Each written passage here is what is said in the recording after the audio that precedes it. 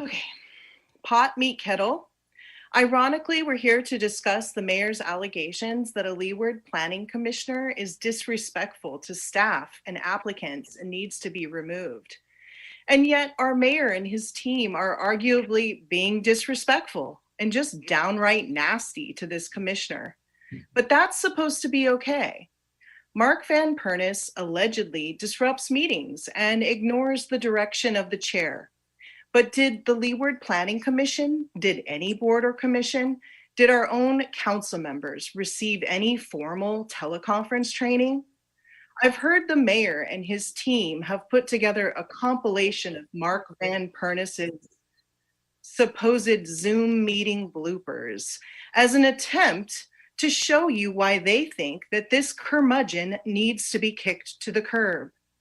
How could the mayor and the staff convince themselves to spend county time and money piecing together such a video meant to publicly shame someone who has graciously agreed to volunteer their time to serve our county?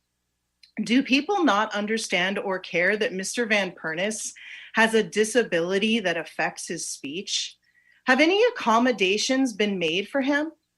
What's significant is that the hit job on Mr. Van Pernis comes right after the Leeward Planning Commission meeting in which he suggested language be codified and emphasized for developers to pay attention to their timelines so that when time extensions are up, new traffic and infrastructure studies must be done.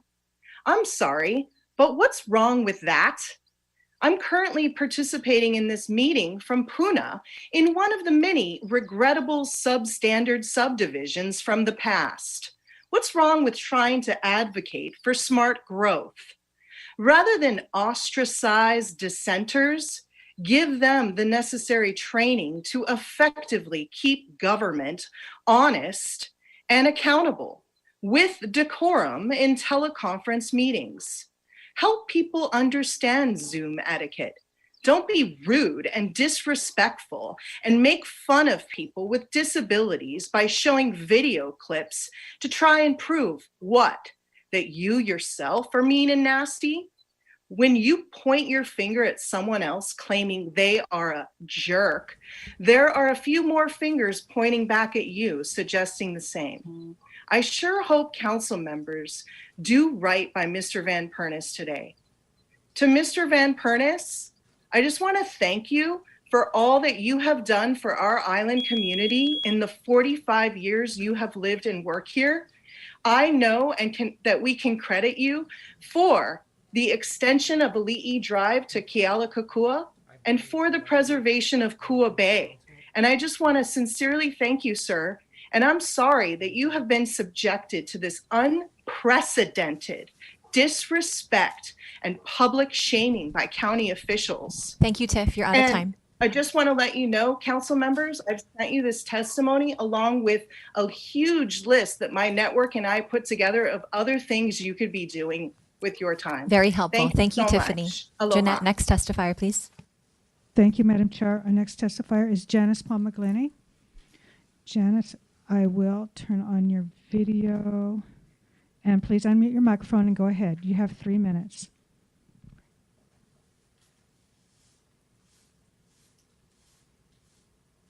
Janice, go ahead. Hi. Oh, can you hear me? I can't start my video. It says I can't start it because the host disabled it.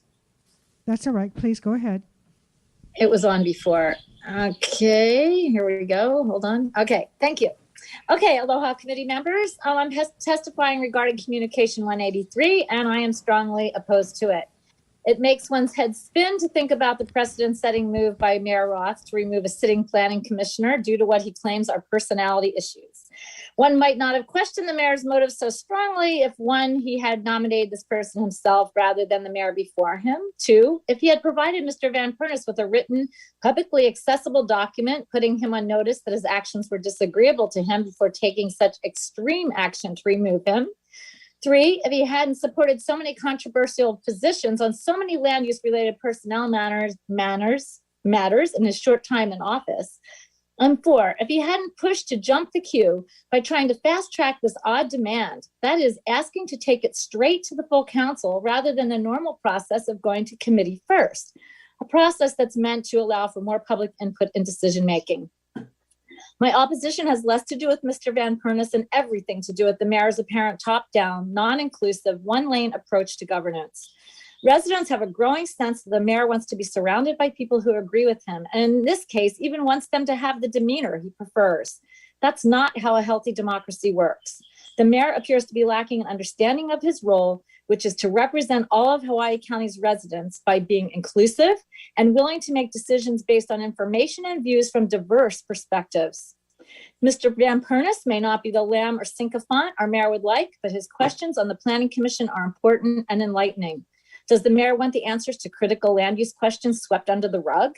Or does he understand the importance of bringing sunlight to issues so that the public can see and judge for themselves what's right or inappropriate for their use of their lands? Decisions which can improve or decimate their quality of life for generations. Removing an appointed commission volunteer has never happened. And this is yet another disappointingly divisive and provocative move taken by the mayor. It's incomprehensible. If you don't oppose this action, the mayor will be allowed to significantly narrow the diversity of this commission in 2 days. That is, if you also confirm Leeward Planning Commission nominee Dana Assis to this very powerful and increasingly homogenous commission. County council members need to tell the mayor to get back to the business of serving the public and its pressing needs, including protecting democratic process and honoring the diverse goals and nature of our communities and residents. And I'm just so sorry that we've all had to waste our time doing this. Mahalo for your time. Thank you. Next testifier. Council members, can you hear me? We can hear you. Okay. I'm opposing Communication 183, speaking for myself. I feel that Mayor Roth has pushed an extraordinary request directly into the limelight, although starting with a written warning would have been a more appropriate first step. And Roth even asked that this be fast-tracked directly to County Council, leaving limited time for council members and the public to research the facts. I could not access the link to the video that Roth sent until a council member assisted me, like at 2:45, so I haven't exactly seen the whole thing. I did see some concerning things, but it would require a lot more time to review it. And I wonder if other members of the public had a chance to access it. So I would say it would be a good idea to defer this measure to allow time for the evidence to be reviewed. Mayor Roth also sent a document showing that Van Pernis was suspended from practice of law for 3 months, but that was 18 years ago. That doesn't seem relevant to his behavior as a commissioner. As of about a week ago, Commissioner Van Pernis said Mayor Roth didn't even provide Van Pernis with specifics of his allegations. I would like to see a description of disability accommodations that were made for Commissioner Van Pernis. I was able to see one video last week. The bit I saw, there was a consultant who was being incredibly slippery in answering a question. And after 5 or 10 minutes, Van Pernis finally got him to answer the question. But definitely need to see more. Anyway, I hope you will defer by now so people can review the video, access the transcripts, and get some context. As we all know, videos can be very deceiving. Great. So thank you, council members. Thank you, Ms. Harden. Jeanette, next testifier. Thank you, Madam Chair. Our next testifier is David Blancett Maddock. Mr. Maddock, please go ahead. You have 3 minutes.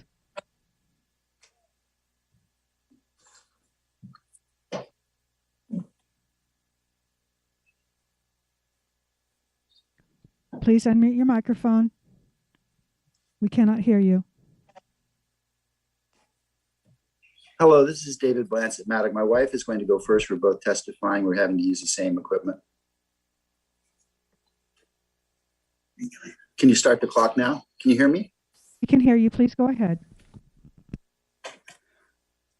Aloha, my name is Diane Blanchett Maddock. I'm from the west side of the island, and I'm opposed to number 183. Having to testify before you again reminded me of a short poem that was written in 1945 entitled First They Came.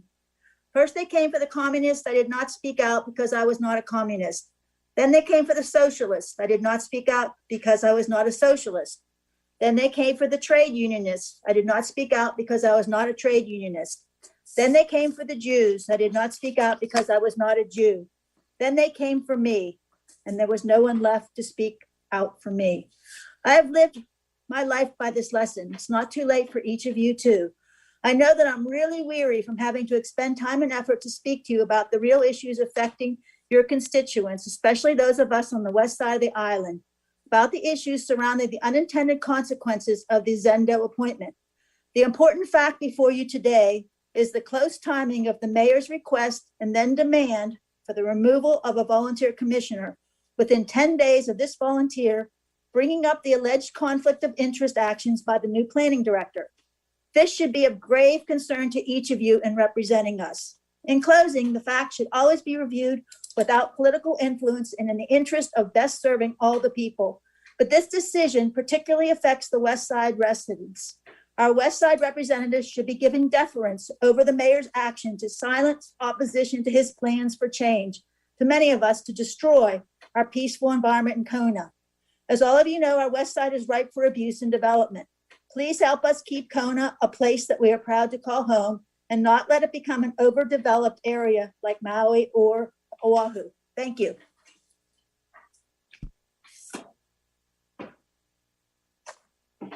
Aloha, is it my turn? Yes, you have 3 minutes. Go ahead. All right. Well, aloha, everyone. I remember when the toughest battle you folks told us you had was trying to confirm these candidates, not throw them out. I don't know what happened to that. You remember when you were confirming these candidates, you went through and you vetted them. You vetted Mr. Van Pernis, and you weighed the fact that there was this grouchy old fellow that you knew dang well who he was, and you knew that he would stand up for what he believed in, and that's why you put him in there. When you vetted Zendo, you did the same thing. You noted he didn't have the education. You noted he was pro-development. You know he was going to spark controversy because of his conflicts. But you wanted to give our new mayor a chance to do the things his way, a new way.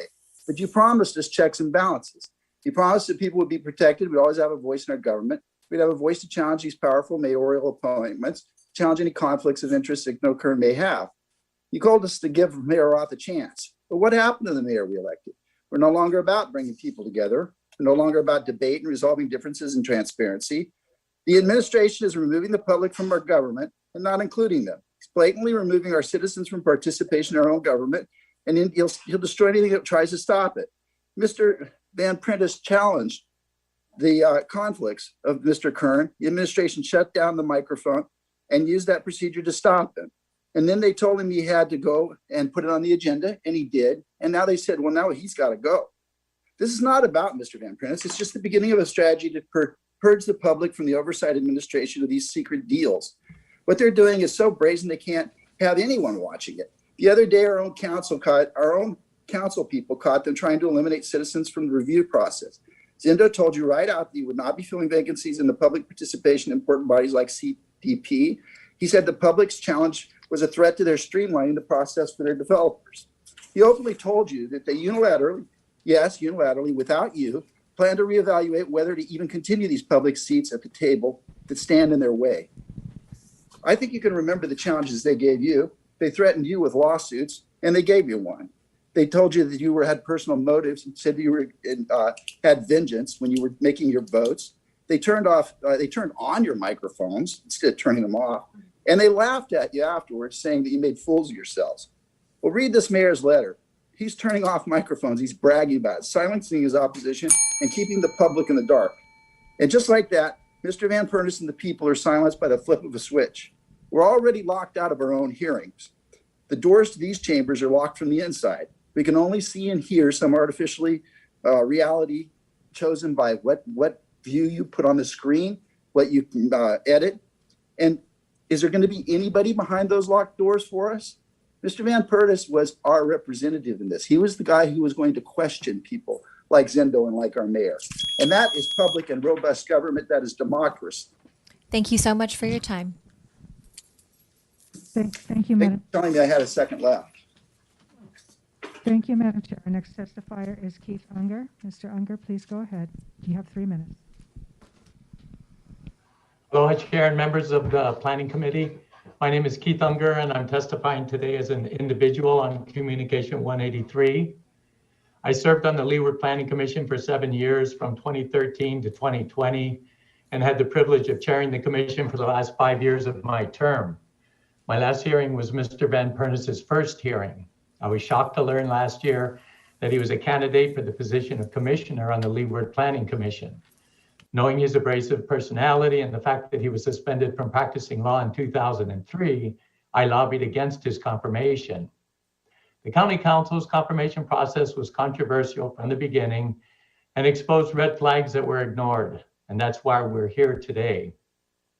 Paraphrasing from the July 11, 2003 Office of Disciplinary Counsel versus Van Pernis, order of suspension, respondent Van Pernis harassed and used means that had no substantial purpose other than to embarrass, delay, or burden. The most concerning part of this order of suspension was the evidence of a pattern of professional misconduct from 3 previous letters of admonishment.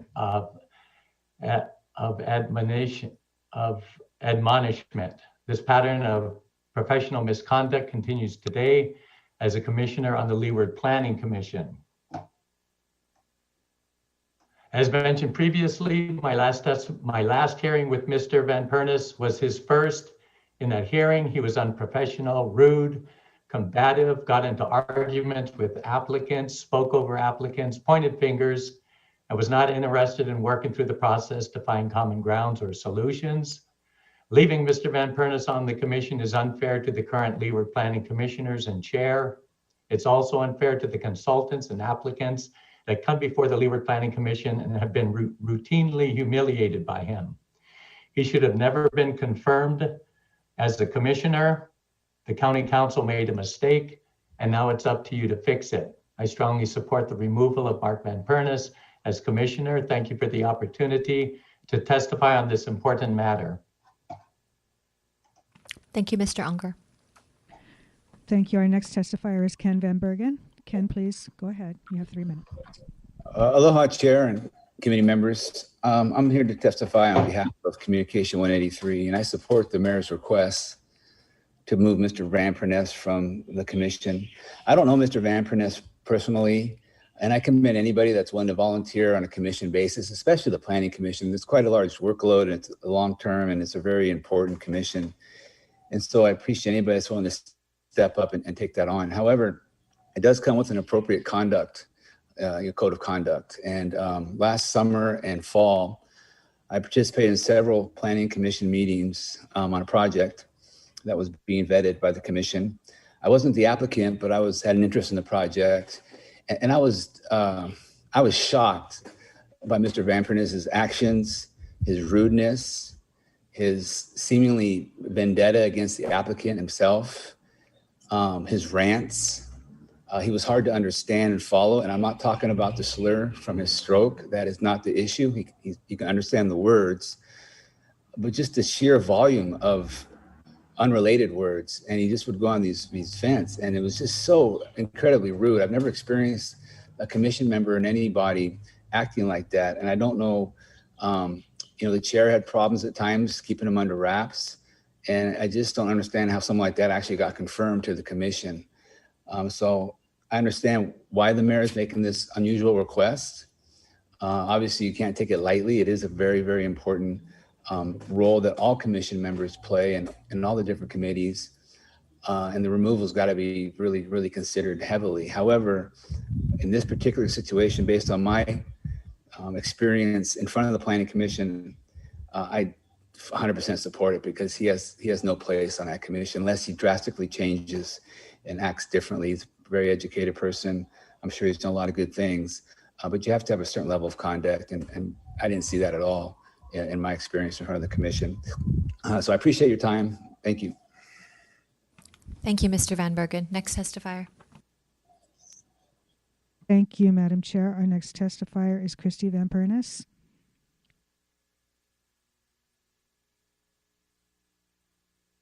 Oh, you need to unmute your microphone, ma'am, please. We cannot hear you.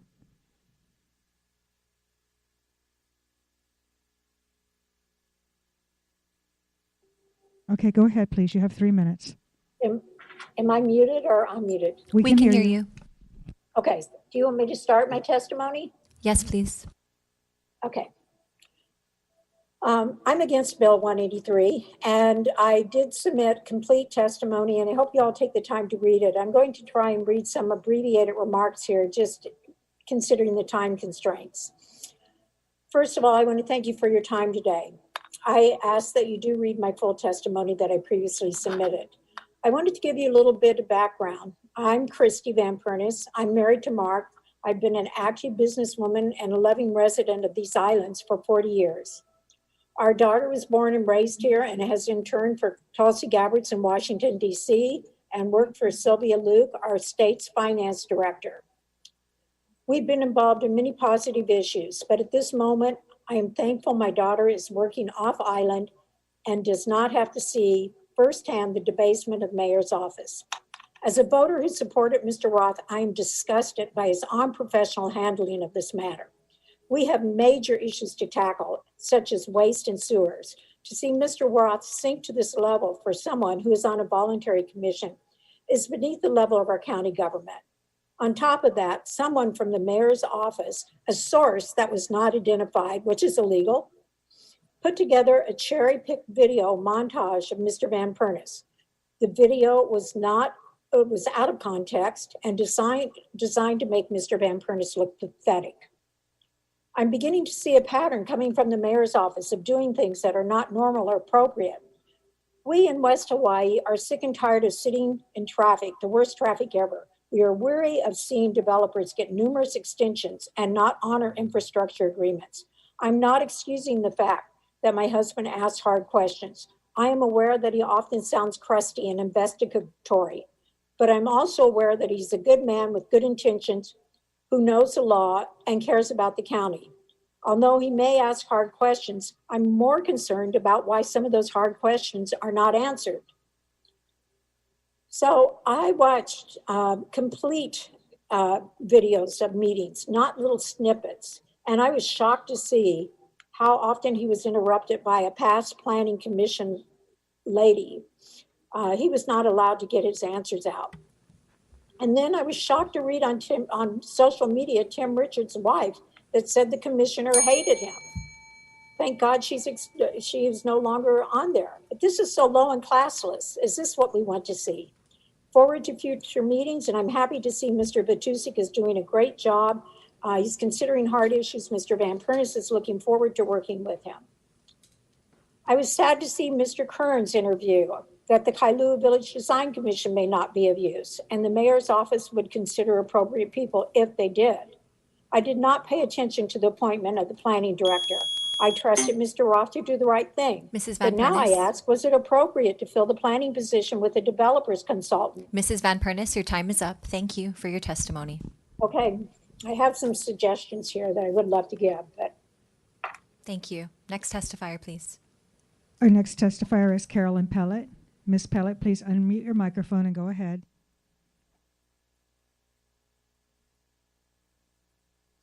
Ms. Pellet, please go ahead. Problems. Please go ahead. You have 3 minutes. Problems.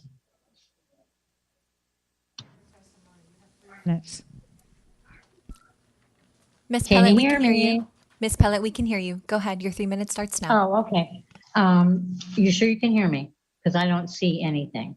I am speaking on Communication 183 from our mayor concerning the removal of Mark Van Pernis from the Leeward Planning Commission.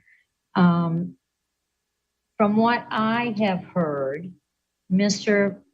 Van Pernis is another moral center that we need in our county. And this goes to Mr. Roth's attack on a council person who he wanted to have censored. So anybody that says anything that the mayor doesn't like to hear, or his cronies don't like to hear, apparently is going under the knife. And I have to say that I've had some people be pretty rude to me on the council. I have been called a liar and chased virtually out of the Hilo meeting building. But back to this issue of Mark Purness and Mayor Roth, I have to question on tomorrow's agenda the nomination of another person, Dana Assis, to the Planning Commission. That is PC dash. Ms. Can I make a Pellet? point of order? Ms. Pellet, I'm sorry, but the communication before us is related to Mark Van Purness. Please keep your testimony related to the issue before the committee. Thank you. Okay, well, it looks like they've already planned on getting rid of him. Is that okay to say?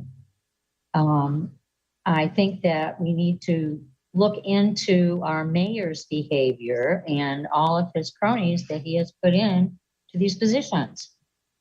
And I really wish he would show up at one of these meetings. And that's about it. So be safe and stay well. Thank you for your testimony. Our next testifier is Mike Vitusik. Mr. Vitusik, please unmute your microphone and go ahead.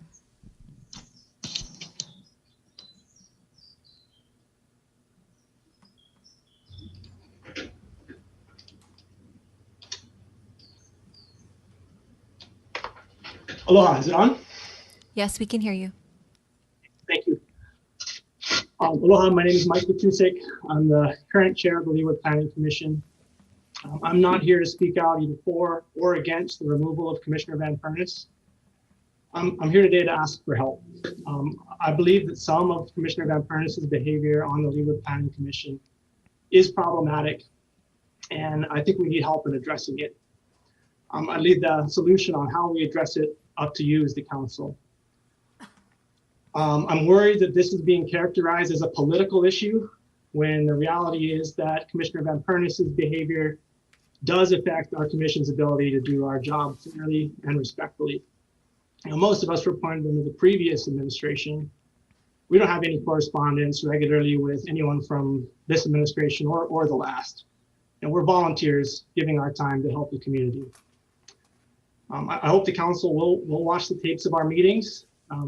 It's short compared to the amount of time that we spend in there. So I hope that you'll also listen to those of us who participate in the meetings and make your own determination. In this day and age, two people can watch the same thing, but see something completely different. I think we would all agree that every applicant that comes to the Planning Commission needs to be treated with respect, whether they are an applicant, a member of the public, or just the community that we represent. Needs to be treated fairly and needs to be treated with respect. I just don't think that's always happening from Commissioner Van Purness. I have concerns with his ability to follow sunshine laws that govern what we can and can't discuss at commission meetings and how we can and can't receive information. He often declines to heed direction provided by the chairperson in our attempts to maintain order in the meetings. He can be combative with the chair, with corporation counsel.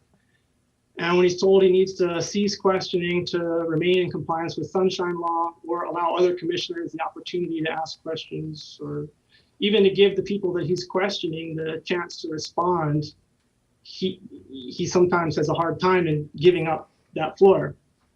I understand the difficulties that Commissioner has with speech, and I know that's no fault of his own. You know, if a different form of communication would help, please let us know. I mean, it's something that we're happy to try to accommodate. My concerns are not about the manner in which he speaks, but the content of his questions and statements that are not appropriate for commission settings. In the 3 minutes, it's hard to get into the specific examples, but I'm happy to provide those if you would like. To me, this really is not about trying to silence Commissioner Van Purness's opinions. there are often times when I agree with his opinions. And if he could represent his opinions in a fair, non-combative, and respectful manner, he would be a tremendous asset to the community. Thank you, to the Mr. commission. Vitusic. Thank you. Your time is up. Our next testifier is Nancy Carr Smith. Ms. Smith, please go ahead. 3 minutes.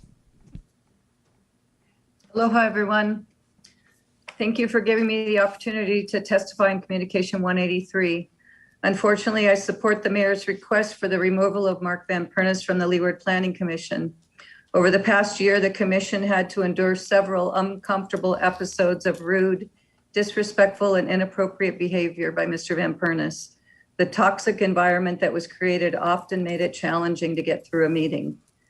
Planning Commission Rule 1, Section 5, subsection I-5 states that the chair or vice chair may limit testimony which is irrelevant, abusive, disruptive, or unduly repetitious.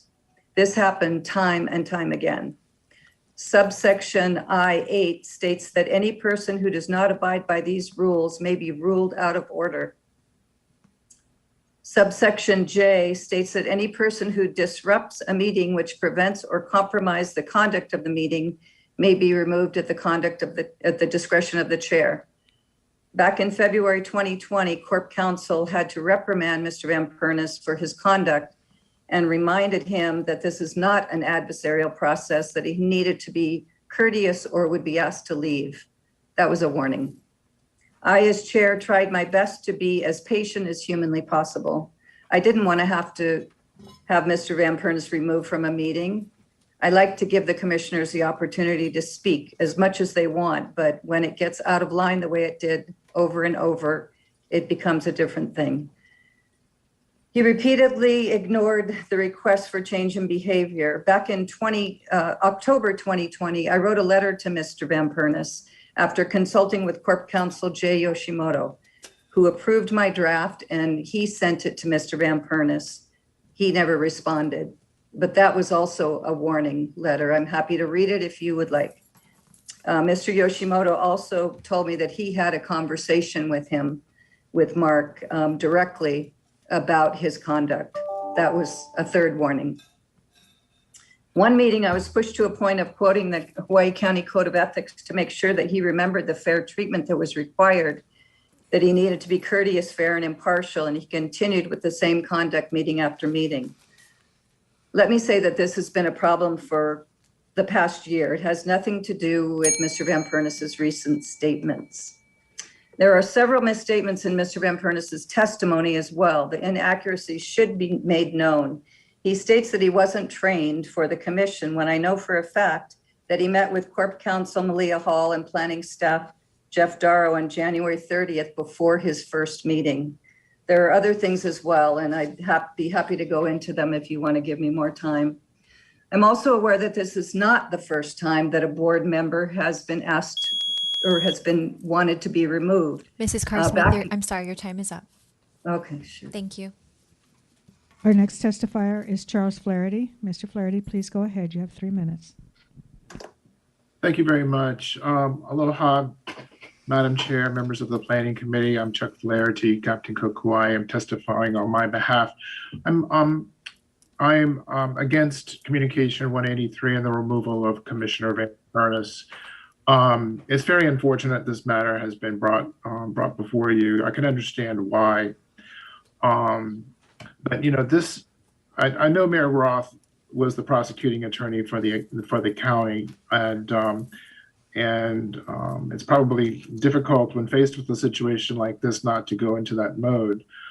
But I've worked with Mr. Van Pernis and seen him in many community matters throughout the years, and yes, he can be a problematic personality, but I have always respected his knowledge and his experience and his willingness to serve. This should not be a matter of personality. Watching the Leeward Planning Commission meetings was very frustrating and disturbing to me myself. Mr. Van Pernis often asked very serious legal questions, which were just ignored by the planning department, ignored by corporation counsel, ignored by the applicant.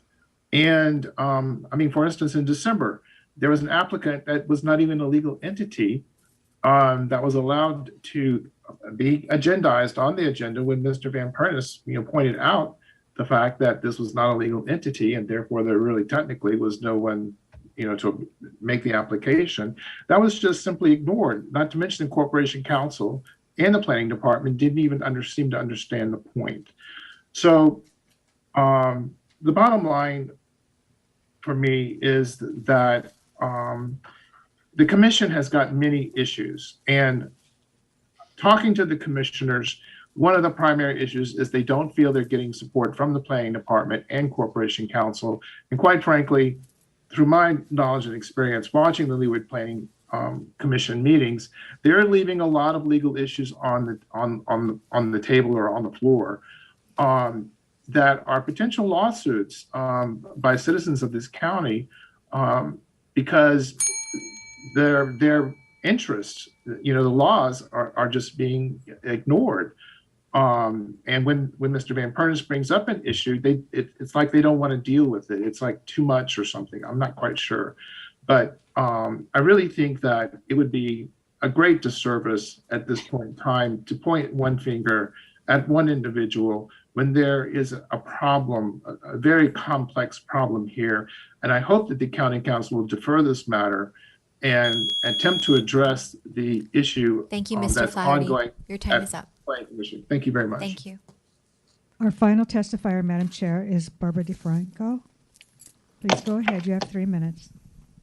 Aloha, Council Member Kirkwitz and Council. I'm honored to presently serve on the Planning Commission, the Leeward Planning Commission, and I am committed to a collaborative, open agenda and dialogue. I have submitted written testimony, and I'm going to share that with some of you. I came today to offer my opinion on Communication 183 and to offer my observations and opinions on Commissioner Van Pernis.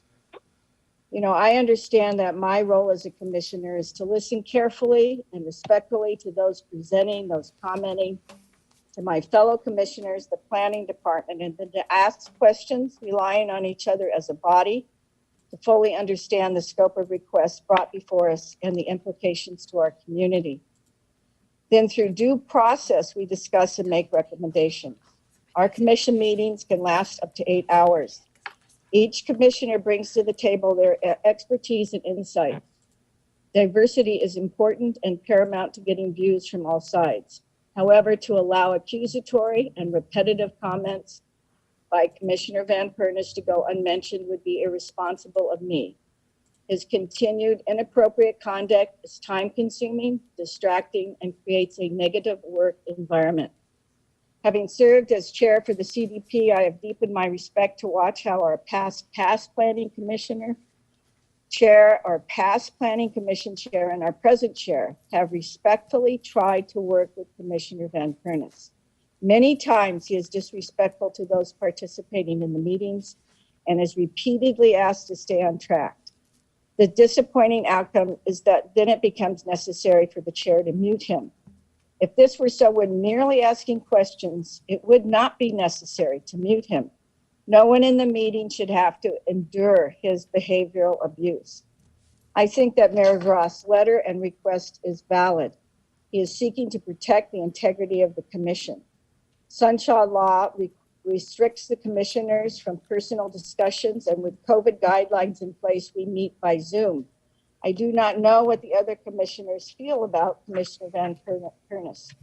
I appreciate Commissioner Van Pernis in many ways and do not doubt his knowledge of CONA. However, the Planning Commission is not a courtroom, nor are we participating in a litigation process. The Planning Commission is designed as a safe place to present projects and should not be his personal battleground. I am hopeful that bringing this to light will give Commissioner Van Pernis pause to reflect on his position as a commissioner and to step down. Respectfully, Barbara DeFranco. Thank you. Thank you, Ms. DeFranco. Communication 183 recommends removal of Mark Van Pernis from the Leeward Planning Commission from Mayor Mitchell D. Roth dated March 29, 2021, requesting the council's review and approval.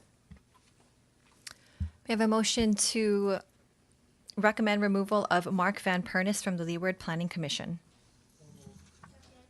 Motion by Mr. Inaba, second by Ms. Leloy. Mayor Roth? Great to see you. If you'd be so kind as to state your case. Is it okay if I remove my mask? Yes, please. Thank you. Thank you, everybody. Chair Kirkowitz and members of the council. This is not something that I would have hoped to have done. I actually called Mr. Van Pernis to talk to him, and it was not a very pleasant conversation. I'm bringing this resolution, this motion in front of the council to set a standard of conduct on how we as government officials treat people,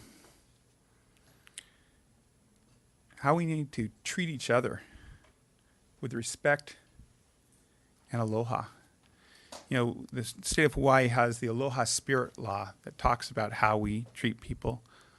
Our Code of Ethics has the Fair Treatment Law that talks about treating people fairly,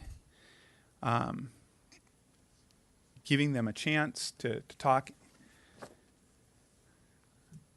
not bullying them. This is not about any decisions that Mr. Van Pernis has made. It's not about any of his opinions. I was listening to Chair Vitusik of the Planning Commission, and I agree with him. Actually, almost everything he said, Mr. Van Pernis can make some really good points, but his behavior is what we're talking about here. And, unfortunately, over the course of his career, Mr. Van Pernis has shown a pattern of blatant disrespect for others in his professional capacity. I know former Chair Unger read the disciplinary suspension, but I think it's worth reviewing again. His conduct where he was suspended from the practice of law for 3 months, where he harassed a court-appointed foreclosure commissioner in violation of the rules of professional conduct, and he used means that had no substantial purpose other than to embarrass, delay, or burden the commissioner in violation of another rule of professional responsibility. Now, in 2003, and I know that's 20 years ago, you may say that that's been a long time. The court found that the Office of Disciplinary Counsel had warned him on several occasions, going back to 1979, also 20 years from that time to that time. In March of 1987, he was admonished. And then again in February of 2000. Now, I know Mr. Chung is an attorney, and I've asked other attorneys. I don't know of any attorney that has been suspended for this kind of bullying behavior. You really have to ask yourself, how far would the court have to go to do that? And the answer is pretty far. His actions back then set a precedent of how lawyers shouldn't act in our state. And that's not something to be proud of. The Supreme Court said this is not okay. And really, what I'm asking is that you have that decision. Is this the way we want to treat people? Since becoming mayor, I've received numerous complaints about his rude, insubordinate, unruly, unprofessional. That's the majority of what kind of complaints I've had, but his behavior. This is about behavior. It's not about the questions that he's asking. It's not about the positions that he's taking. It's about his behavior. His behavior on the Leeward Planning Commission has been such that not one, not 2, but 3 of your former chairs of that commission are bringing those concerns in front of you. How he treats people. And not just the people who come before the commission, that's the public that we all represent, the other commissioners, our county employees, and that's not okay. You know, what he has created is a hostile work environment. And I'll just remind you that as employers, and we are employers even though he's a volunteer, we have a duty to act when we see a hostile work environment and take action. I hope that you've all had a chance to see the video that was put together. That wasn't just one hearing. That was several hearings. And we gave you the longer version so you had context as well. I know it's over an hour of different meetings where Mr. Van Pernis is acting poorly to various people. The last 2 chairs had to turn off his mics because he wasn't following directions. Now I ask, you're all council members. If your fellow council members, as you're the chair, kept on interrupting you, that would not be okay with you. It shouldn't be okay, you know, as we move forward. Again, what you guys do in this, that's going to be up to you. But I think it's incumbent upon all of us to set a standard of how county employees and county representatives treat people. We live in the Aloha State. There's a reason for that name.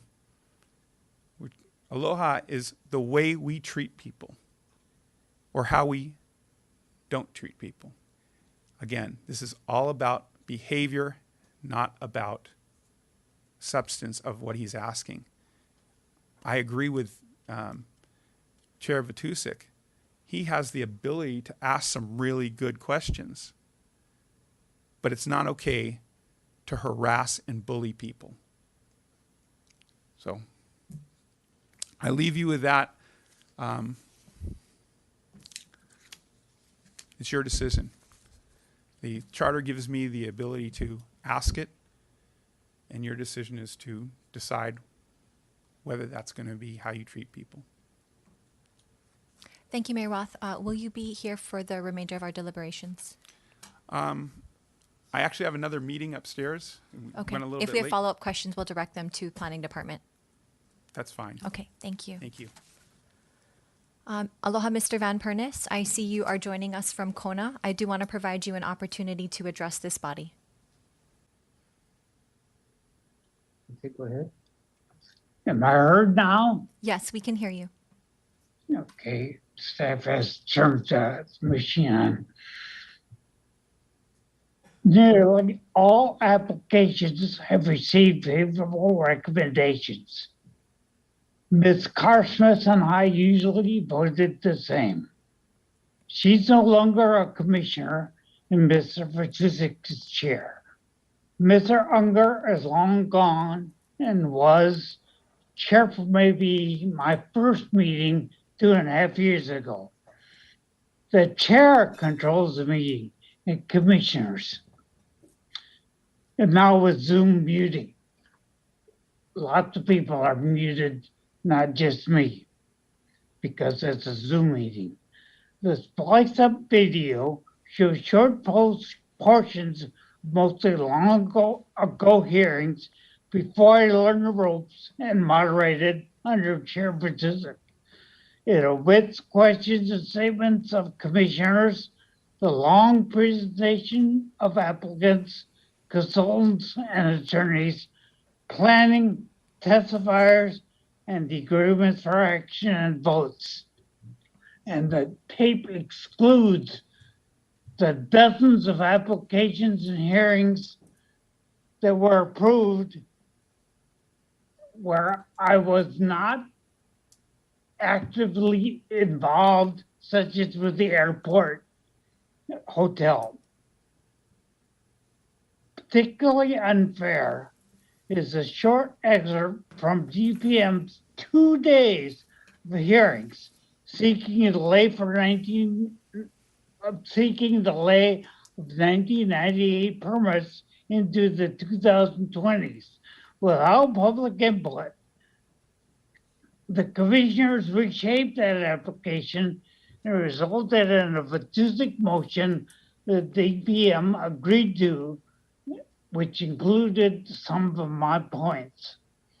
Yes, I've vociferously tried to have the conflict matter heard at March meeting, but I quickly retreated to the April agenda. It is important to note, I repeat, it is important to note that now I write out both questions and statements for more clarity and short time.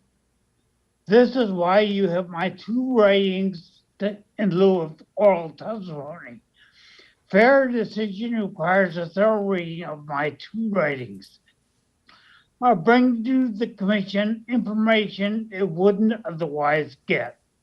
The community trusts me and shares her morale with me, knowing I put the people of West Hawaii first in working with applicants. The only negative told me is a Facebook posting by Mrs. Richards. I don't know her. You will remember that Councilman Richards voted against my confirmation because of an unnamed developer speaking to him against me. Why now? 2.5 years in. Why now after an issue of sunset rule, which would limit the power of the director, was raised by Mr. Vatusic and me? Why now after I raised a possible conflict of the director and his staff as requests of some constituents? Come to a commission meeting. See for yourselves on present demeanor and effectiveness in Chair Vatusic's control. Those that already have should take the lead here, or read a current or future transcript. Perhaps the parallel is appropriate. I have the transcripts here, and you can see that they're not as totally represented in that tape. There should be room on the commission for different styles and philosophies, and for the diversity, tediousness, and compromise of democracy. I want to serve and have the qualifications and public trust to serve. Appointment and confirmation from the 8th District, my 8th District, should be honored. I have for the first time heard Mr. Vatusic and Ms. Carr-Smith. Ms. Carr-Smith is no longer a member of the commission, nor is Mr. Unger. I am very willing to moderate my behavior and be more reasonable in every respect, and I ask for the chance to do that. Perhaps I'm too lawyer-like in my examination of people who don't want to give information. I also would like to discuss the disciplinary matter.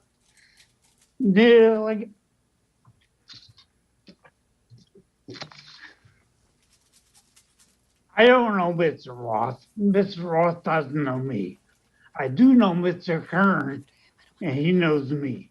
As you know, the disciplinary matter of about 20 years ago was thoroughly presented before the county council at my confirmation hearing, and was found irrelevant to the confirmation of my commissionership.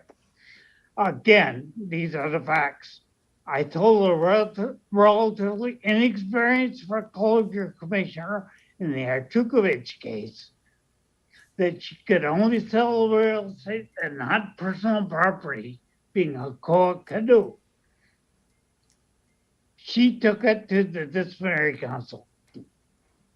And I took the hit and was loyal to the client. Later on, on appeal of the Artukovich case, among other things, the appellate court ruled I was right. The personal property couldn't be sold in foreclosure. But by then the suspension was piled and I had been fully reinstated. The other disciplinary matter for many decades before that, before I was married, which is a long, long time ago. And to the best of my recollection, they took place very early in my career. One, knocking on the door, entering with a uniformed police officer to look for a client's child who wasn't being returned to the mainland at visitation. Eventually, the family court ordered the child returned and awarded my client her costs and fees. The losing attorney referred the matter to disciplinary counsel before she left Hawaii for Arizona. For me, it was easier and more cost-effective to accept the minor admonition letter than to go through the whole lengthy process. The adverse party in that ancient matter was Frank Sayre, who became my friend. He wrote a letter endorsing me and telling the county council in 2019 he supported my nomination to the committee. To my recollection, the other matter was also decades ago and involved someone who called me to try to settle a case. And I talked with him and referred him to his attorney. That attorney complained that I should not have taken the call or talked with the caller at all, but only through the attorney, since I knew he had an attorney. That turned out to be right. And again, at that early age, I took the cost-effective route of the minor admonition. The attorney became my friend too and has supported my viewpoints in West Hawaii today.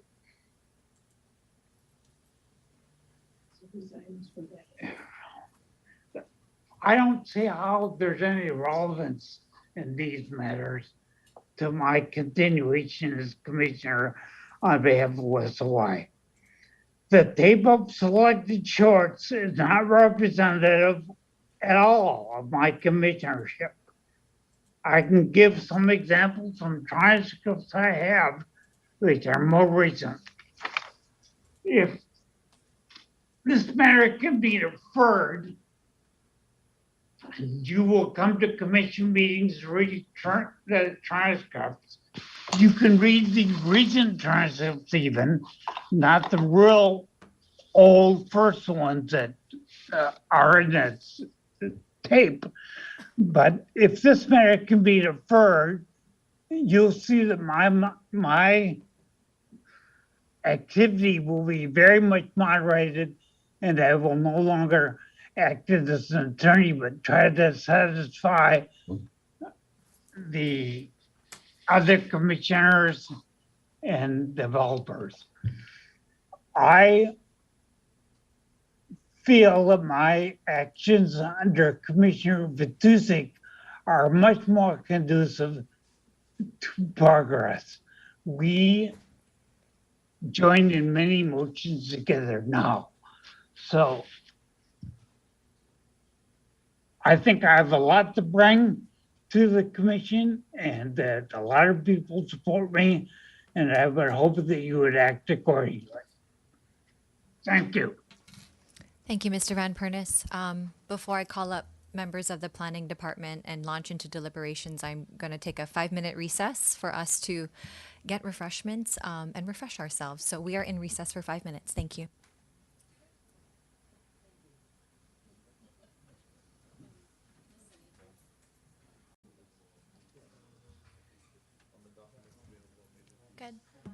Thank you.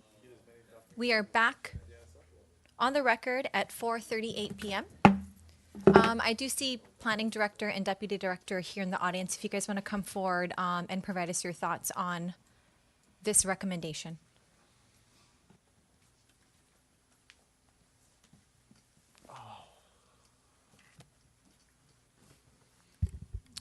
Good afternoon, Madam Chair. Zendo Curran, Planning Director. Good afternoon, members of the Planning Committee. Introduce yourself. Good afternoon, Madam Chair and members of the Planning Committee. Jeff Darrow with the Planning Department. Thanks for the opportunity to come forth. I find myself in a bit of an interesting situation because I was on the other side of the desk as a consultant working with Commissioner Van Pernis, and now I'm on the side of the desk as the director. I'm going to try to keep it really simple and straightforward as best as possible, and happy to answer any questions. We fully support the request of Mayor Roth. It's not about the votes, as Commissioner Van Pernis said, that generally, there's favorable recommendations. Generally, the commission votes succinctly for the most part, and so it's never about that. It's, for me, this is about how we treat people and how staff's treated, members of the public, people that are testifying, and it's been consistent across the board that it's not what I would think we would want for our county. And there's other questionable elements, but at the end of the day, I think the actions and the behavior do speak for themselves quite clearly, and I just think it's the wrong fit. I don't think it's about votes. I don't think it's about anything that this is being misconstrued to. It's, I think it's a necessary element, though. It's a tough one. I don't think any of us want to be here. This isn't a happy, fun time, but it's necessary. Jeff, would you like to add to that? Well, as Zendo said, today's a sad day. In the years I've been working with the county, I've never seen this happen, and hopefully we'll never see this happen again. Unfortunately, as Mayor Roth had mentioned, he has received numerous complaints regarding the behavior of one of our commissioners. We've experienced this behavior on a regular basis. It's been extremely difficult for both the members of the public, for the staff, as well as the Planning Commission members. It's unprecedented that 3 chairmen call in support of this movement. And, regardless if they're no longer on the commission at this time, their testimony is very relevant because they experienced what has happened in this process. And, Commissioner Van Pernis says, I will change. There has been warnings, as Chair Carr Smith had mentioned. There had been a number of warnings. There were warnings that were given even at the hearings, to the point that our first meeting, he was threatened that if he doesn't stop, he would be removed. One of the testifiers, and again, this was our first meeting, and this was only a little over 1 year ago. That testifier said, I consider him hostile. This man is hostile. And that's where Malia Hall, our corporation counsel, had to stop Commissioner Van Pernis and say, if you don't stop, we're going to ask you to leave. And again, this is, there are countless examples of this type of behavior if you take the time to look at the examples presented. And as Chair Vitusik mentioned, as Mayor Roth mentioned, it does not have to do with content. It does not have to do with the questions being asked. It has to do with the behavior. And given your circumstances here, if somebody on the council or committees acted in that manner, I'm sure that you folks would take action against that. It's really, really a tough situation. We're asking that you support this, not only for the planning department staff, but for the members of the planning commission that have asked for this to be passed, as well as the members of the public that have filed complaints. Thank you. Thank you, Director and Deputy. At this time, I'm going to be opening it up to questions, comments, deliberation from my colleagues.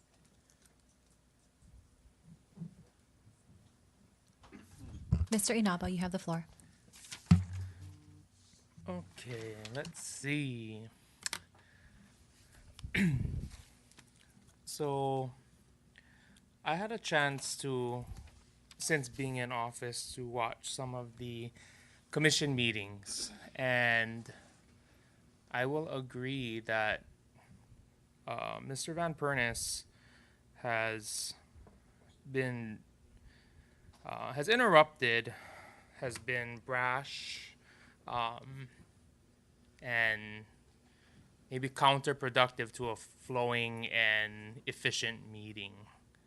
And I think that really is troubling for any of the bodies, boards and commissions in our county. We do need to have things run smoothly. People do need to be respected. So I'm glad that Mayor Roth has brought this forward, because I'm not sure what has been done so far. Has, I don't know who can answer this question.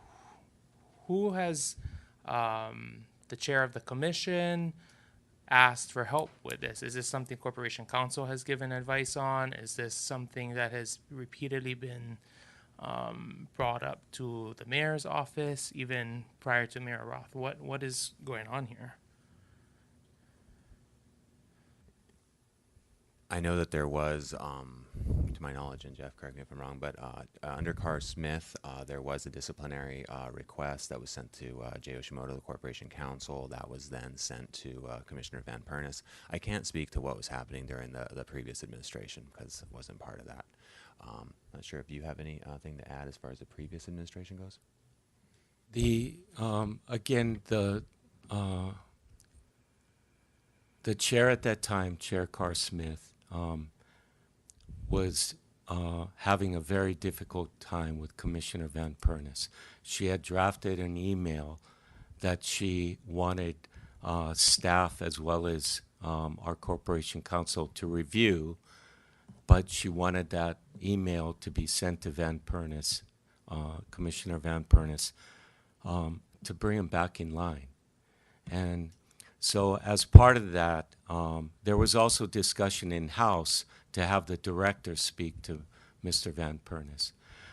What ended up happening is they felt it was more appropriate that the Corporation Council approach Commissioner Van Pernis, which Corporation Counsel Jay Yoshimoto did speak with him on the matter, as well as forward the email from Chair Carr Smith.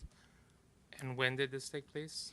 I believe it was in October of 2020. 2020. Okay, and do we not have anybody from Corporation Council here today?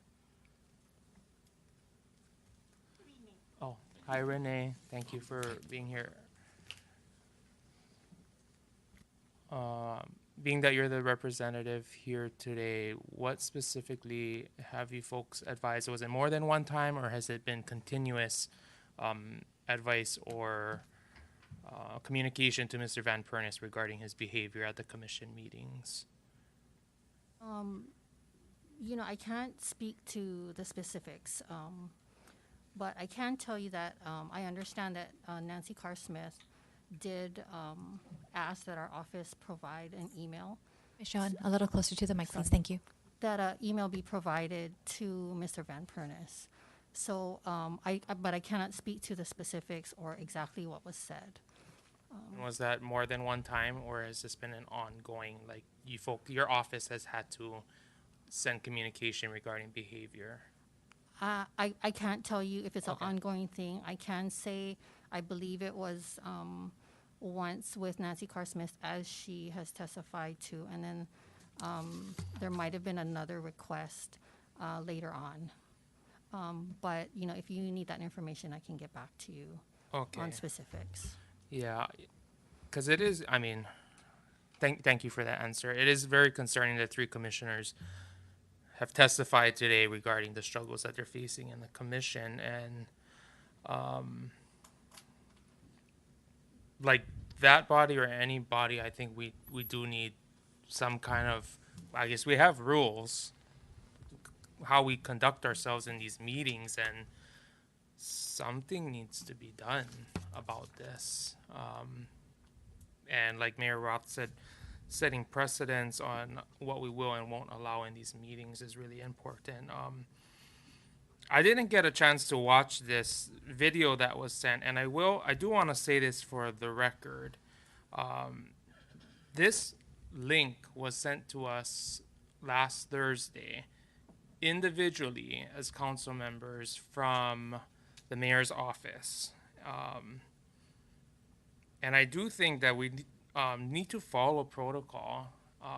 I thought that was, I'll say this for the record, not in compliance with our standard practices and protocols. Usually we get things to our council staff, things are numbered so that it's part of the public record. And that's not what happened. And I had to go back and forth with the mayor's office via email to ask for that information to get numbered as a communication. I only got it last night. I don't have a time last night, between last night and today, to watch an hour 20-minute video. So moving forward, I'm going to ask the administration to follow protocol and get things numbered, which I think is part of the public having access to that information. Is that correct? Yeah. Okay. Yes. And I wasn't aware of the video or anything being sent to you folks directly, but I would say generally, yes, that anything that is submitted to the council for consideration and part of an agenda item should be sent through the proper channels. Thank you. And sorry, not directing that frustration at you, but I am very frustrated that I had to go back and forth about that. Last question for now. Who put this video together? Mr. Kern. Okay. Can you put this video together of the different, I believe it's commission meetings that people have been talking about? Yeah, trying to demonstrate, you know, a fair, just this is what's been happening on a consistent basis. That's probably why it came out to be somewhere around an hour and 40 minutes to actually try to give some context within it. I think it's been said, I mean, some of the points that Commissioner Van Pernis makes, they're good, and that's not all bad. It's just the consistent behavior. And to add a little bit to your question about the request for, say, disciplinary, I would say that that occurred verbally on the floor every single commission meeting multiple times. Please stop, please wait your turn, please, you know, just over and over, this can't be done this way. So I think if that wasn't happening, there probably would be more written correspondence, I'm assuming, but when it happens every single time, it's pretty obvious what you're asking for. Just treat people right. Okay, thank you, Chair. I yield at this time. Thank you. Ms. Shoen, I'm wondering if Jay Yoshimoto and or Malia Hall are available to maybe join us via Zoom or here if they're still around. It's likely that we may have more questions from my colleagues come up for Corporation Counsel. Could you check for us? Thank you so much. Mr. Richards, you have the floor. Thank you, Chair. I want to start by, first of all, correcting an inaccurate statement that was made about me. Mr. Van Pernis stated that I voted against him because of a statement that was made to me by a developer, and that is inaccurate, sir, and we discussed this at your confirmation. The concerns were brought to me by people in the community of your talking over, being combative, and attend to bully people. That was a concern that I saw. And during that was brought to me, and that was a concern I saw during the confirmation. So your statement about a developer swaying my vote is inaccurate. So I want to clarify that for this council. There was no conversation that whatsoever. I did vote against you, and for the reasons that we are here today is for those reasons. I have discussed with quite a few people about this, and everyone has stated that your thought process and your opinions are very valid, that you bring a lot of wealth of knowledge to the table. But that's not the concern. The greater concern is how people are being treated as we go through the process. And we have a decorum that we must adhere to. We can vehemently disagree, but still be agreeable. And I'll use this, Council Chair David and I have disagreed vehemently on some aspects, and then we go and have a meal together, because that is what we do, and that's what we're elected to do here. I'm bothered by a statement that the mayor made, and we're talking about a hostile work environment, and that's what we're facing here. We cannot accept that, and we have to take a stand. Mr. Naba, you pointed that out, that there's very concerning statements that have been made here. The fact that we have 3 leeward planning chairs making a statement of problems is very concerning going forward. I don't argue that Mr. Van Pernis has a knowledge base. What I do argue is that we have a problem with managing people, and there's an expectation. We as county members need to support our public and seek a way forward and not be combative. I did watch the video, and I took offense to the statements referring to the people before them as witnesses. And they're not witnesses. These are applicants. This is not a courtroom. This is a hearing to seek a way forward and how we can manage things. And so I want to be very clear about this. We have a chance to make our county better. And it's going to start with how we're going to treat each other back and forth. And so I do applaud the mayor for bringing this forward. I don't enjoy this at all. But by the same token, we need to treat each other with the respect that is accorded, down to our applicants, down to the public, because we're here to help them go forward. So I'm going to stop now, because I want to hear from my other colleagues as well. But like I said, I wanted to correct that up front, that it was brought to me by concerned members, Kama'aina families, long time here, that were concerned about going forward, that have been in the community for generations. Chair, thank you. I yield. Thank you, Mr. Richards. Mr. Chung. Yeah. Zendo or Jeff, there's been some suggestion that Mr. Van Pernis was disrespectful to staff. I mean, I may have missed some of the testimony when I was out for, maybe I missed about 2 or 3, but to whom was he disrespectful on the staff level? I'm going to refrain from saying any names for fear of retribution, but generally if there's the planner associated with it, it can get very disrespectful. But we haven't heard from them, though. No, I've talked to staff. We talked about it. Again, for fear of retribution, By whom? Of retaliation. Commissioner Van Pernis. Like what, physically or verbal? I don't think there's going to be any physical. I mean, this is a situation that, depending on how this vote goes, there's obviously a member in the community as one, but I think as a commissioner, this is a vote that you folks are going to talk about, and you guys are going to decide. Right. So by no means is this, on the other side of the equation, right? And when you're when you're in your job and position, it's different for me. You know what I mean? I'm appointed. I'm here. I'm doing the very best that I can. But when you're in the department, it's different. And so that's one of the reasons that I'm here, is to provide the support for them. As you folks may have known, when I represented folks, I tried my best to, protect folks from being treated poorly. I do the same with the staff. That's who I am, and so that's why I'm here, and they're not here. Well, on the one hand, I did support I voted for Mr. Van Pernis when his appointment came up. And that was largely in deference to the council members from Kona. I'm not saying that I will totally defer, to people in the districts from whom where a applicant may be coming from, but look, we knew what the risks were. It's not like I went in not knowing what the risks were. But I still voted for him. And, I'm really torn on this thing because, for one thing, I don't know what Mr. Richards just mentioned something about Mr. Van Pernis making a misstatement about his reasons for voting against him. I don't know what the truth is on that. But if Mr. Van Pernis was lying to discredit Mr. Richards for the purpose of discrediting him, then that's not a good reflection. But I don't know what the truth is on that. I really don't. I can't say.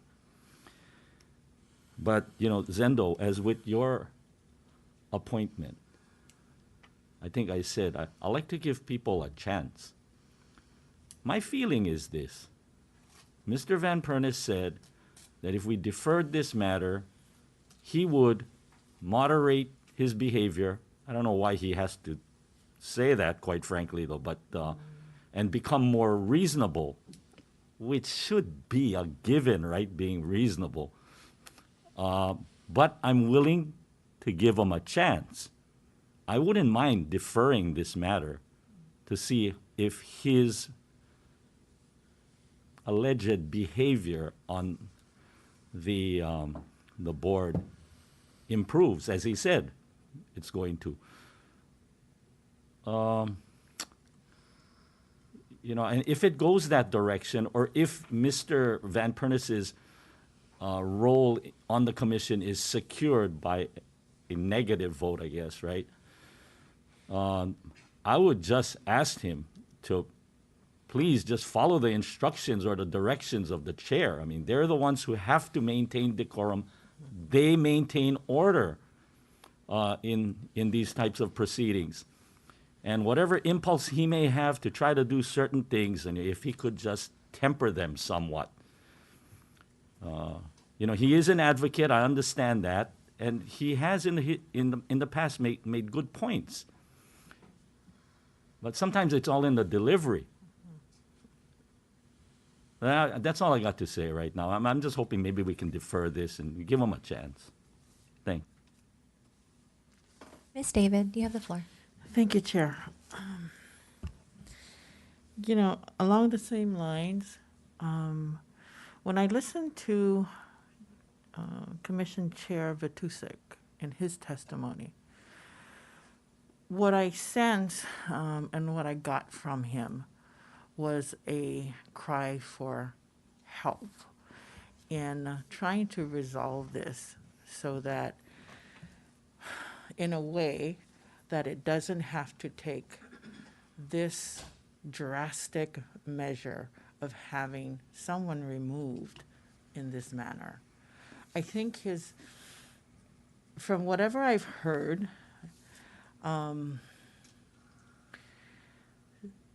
either, and I'm not sure if this was done for Mr. Van Pernis, if he took, most of us are going to have some sort of background in parliamentary procedures when we sit on a board or commission like this. Okay, I'm not sure whether he had one. It seems like he has his background as an attorney that pretty much takes over his actions when he sits in that commission. And so separating those two things it's kind of difficult if you're just coming into this sort of arena. I know the judicial part is different from parliamentary procedures that we have to abide by. But more importantly, I think as long as Mr. Van Pernis has been here, I would like to see him behave. I mean, I know Mr. Van Pernis for a long time, and whatever you folks are saying, his personality, that's accurate. But I don't believe that this route that we're taking, is a route that we should use in discipline or in a disciplinary measure. I think he needs to be given some sort of instruction, whether it's a parliamentary procedure. The chair is the boss, no matter what. And if you don't comply with the chair's request, then there's certain things that can happen. I don't know if he's been removed before, but I really think he needs to have an opportunity to change his behavior to an appropriate interaction with the people that he's dealing with and the commission members.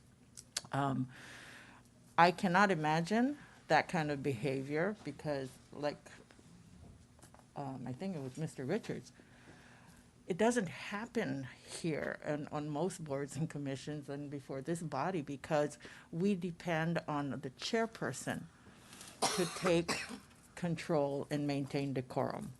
So I'm not sure if Mr. Vitusik needs some help from court counsel, whether he's given, Mr. Van Pernis is given a probationary period and say, given what everyone has brought up right now, these things have to change and see how he does.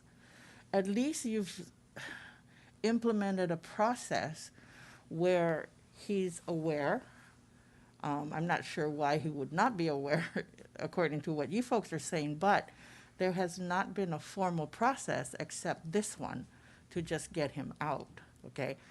I'm just talking about maybe a probationary period, see how he interacts, given everything that's being said here, and then it's up to the body. I feel it's up to the commission, the chair of the commission and its members to discipline if that's the route that he needs, this has to take. I've never seen this removal action before, and it's for me, it's the precedence of it all. That means that nothing on the commission level is available to resolve this. And so you're looking at another level of authority, which to me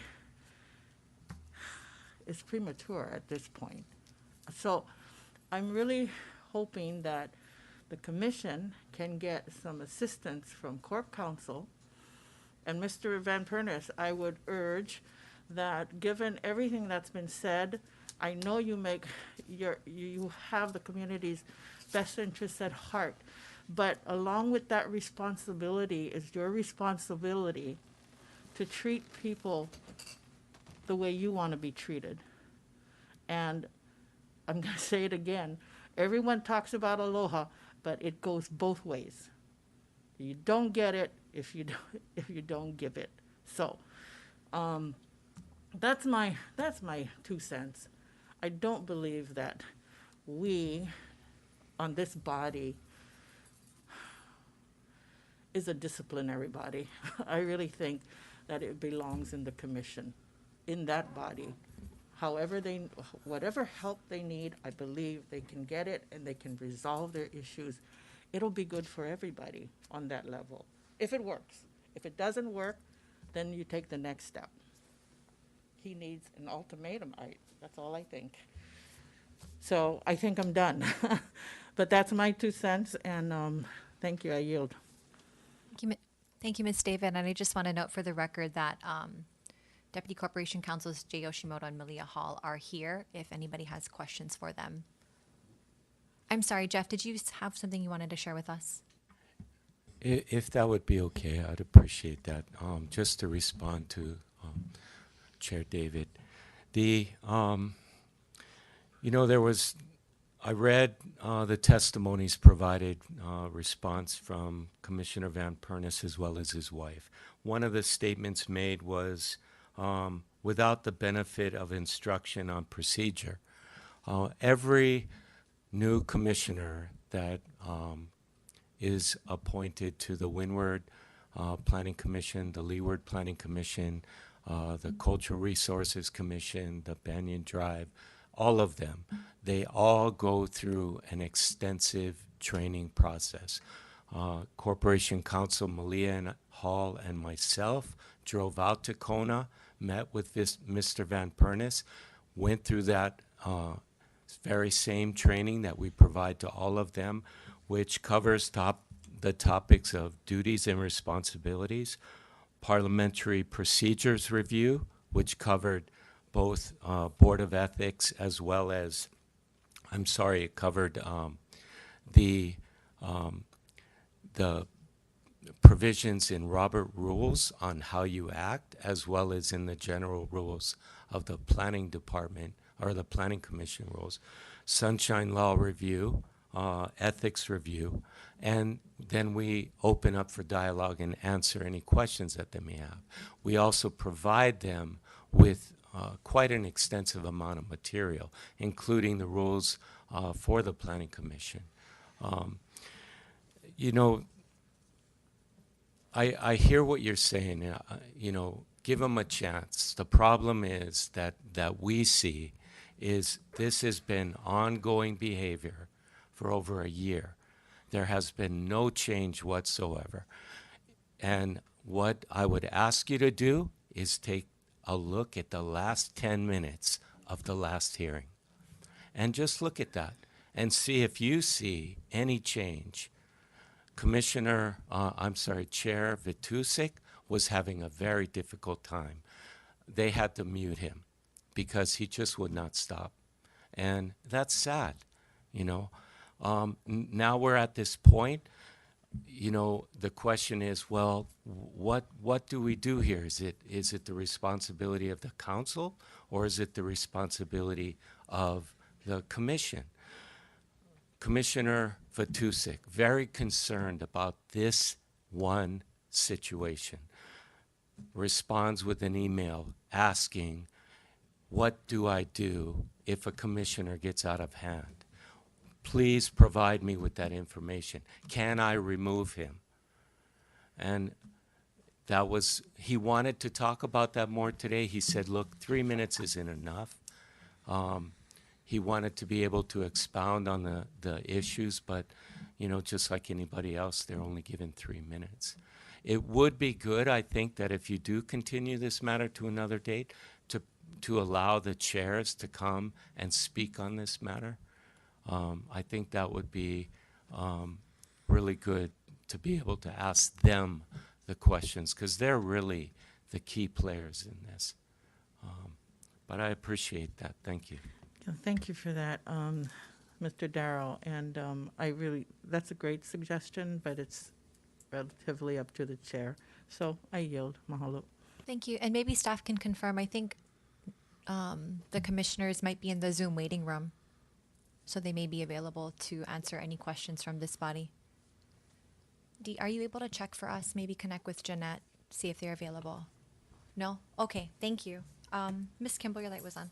Yes, thank you, Chair. Just first question, how many meetings were actually held since Mr. Van Pernis was added to the commission? His first meeting was February of 2020, and there was been, as far as I know, a meeting once a month. Might have missed one. Okay. Probably around 11. Around 11, yeah. Okay. You described the onboarding process. I'd like more detail on the component with regard to parliamentary procedure and the Board of Ethics. I was onboarded for the Appeals Board and actually do not recall a parliamentary procedure training as a part of that. So please tell me a little bit more about what the onboarding process is with respect to that specific area. As far as the parliamentary, yes. So It basically touches upon Robert's Rules of Orders, mainly about the authority of the chair. That's kind of what it's talking about. Is the chair runs the show. You have to respect the authority of the chair, both in the in Robert's Rules of Order as well as in Planning Commission Rule 1, which is our general rules, which talks about this process that the chairs were asking about. What authority do I have as chair, and what options do I have if somebody gets out of hand?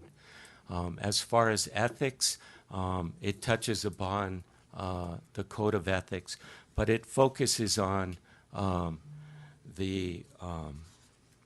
that, excuse me for a minute, that all persons, I mean, this is one of the main things, is that all persons shall be treated in a courteous, fair, and impartial manner. We do have a PowerPoint that takes us about an hour to go through, and there's a number of slides.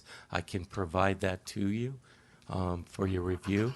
But again, it basically goes through all of these different areas that affects the commission. Sunshine law, when do you,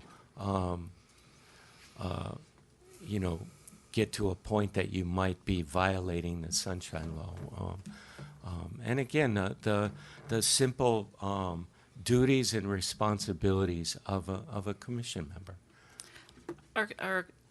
During the onboarding process with respect to parliamentary procedure, are the members advised on their ability to make a point of order if someone on the commission is not following the guidelines of Robert's rules? I don't think it goes to that level. Okay, thank you. Yeah.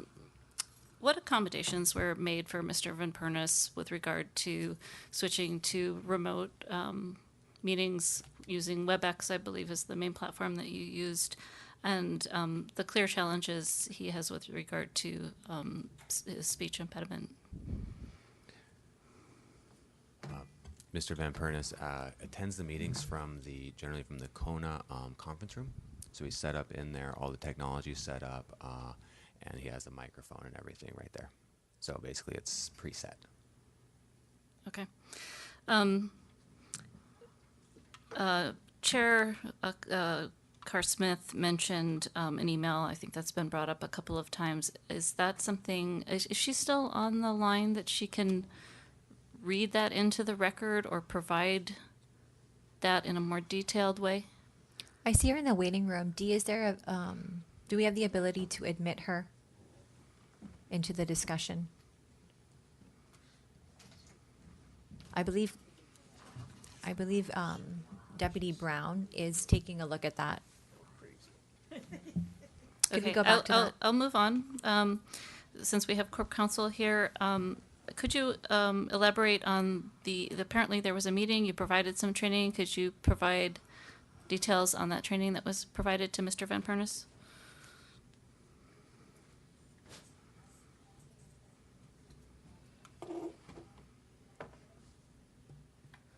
Good evening, Malia Hall, Deputy Corporation Counsel for the Windward Planning Commission now. Yes, so on January 30th, we met in Kona. We provided a training, just as Jeff said. Basically, we start with your basic roles and responsibilities per the charter, the code. We go through that. Then the next step is Robert's Rules of Order. And he's correct, we do kind of go into the authority of the chair, but we also go further than that of making sure that you stay on the merits of the application, making sure that you're not addressing other commissioners by name. You know, you give everybody courtesy in the sense of, like, you can make your argument. You don't have to attack somebody else and to make that argument. We then move on to sunshine law, basically everything from notice to minutes to agenda to permitted interactions. I'm sure you guys are all familiar.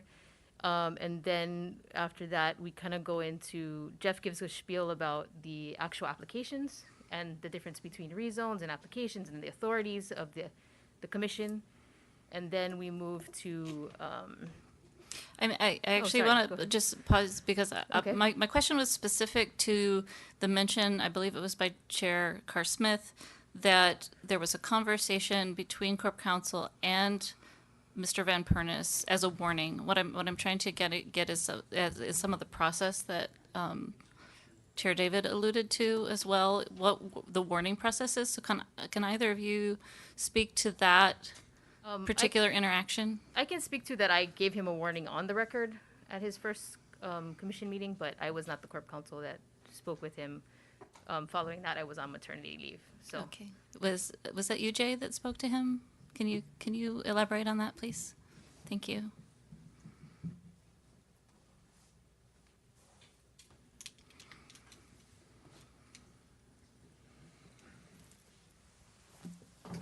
Good afternoon, committee members. Jay Yoshimoto, Deputy Corp Counsel. I'm sorry, Councilmember Kimball, so you had a question regarding? Yes, there was a comment made, I believe, by Chair Carr Smith that there was a conversation between corporation and council that happened as a warning about his behavior. I'm looking for information about what that conversation actually entailed. Okay. So Councilmember Kimball, I'm not able to disclose or discuss the content of that conversation because that was done in my capacity protected under the attorney-client privilege. So the substance of that is privileged between my position as a Deputy Corp Counsel and Mr. Van Pernis as an officer of the county.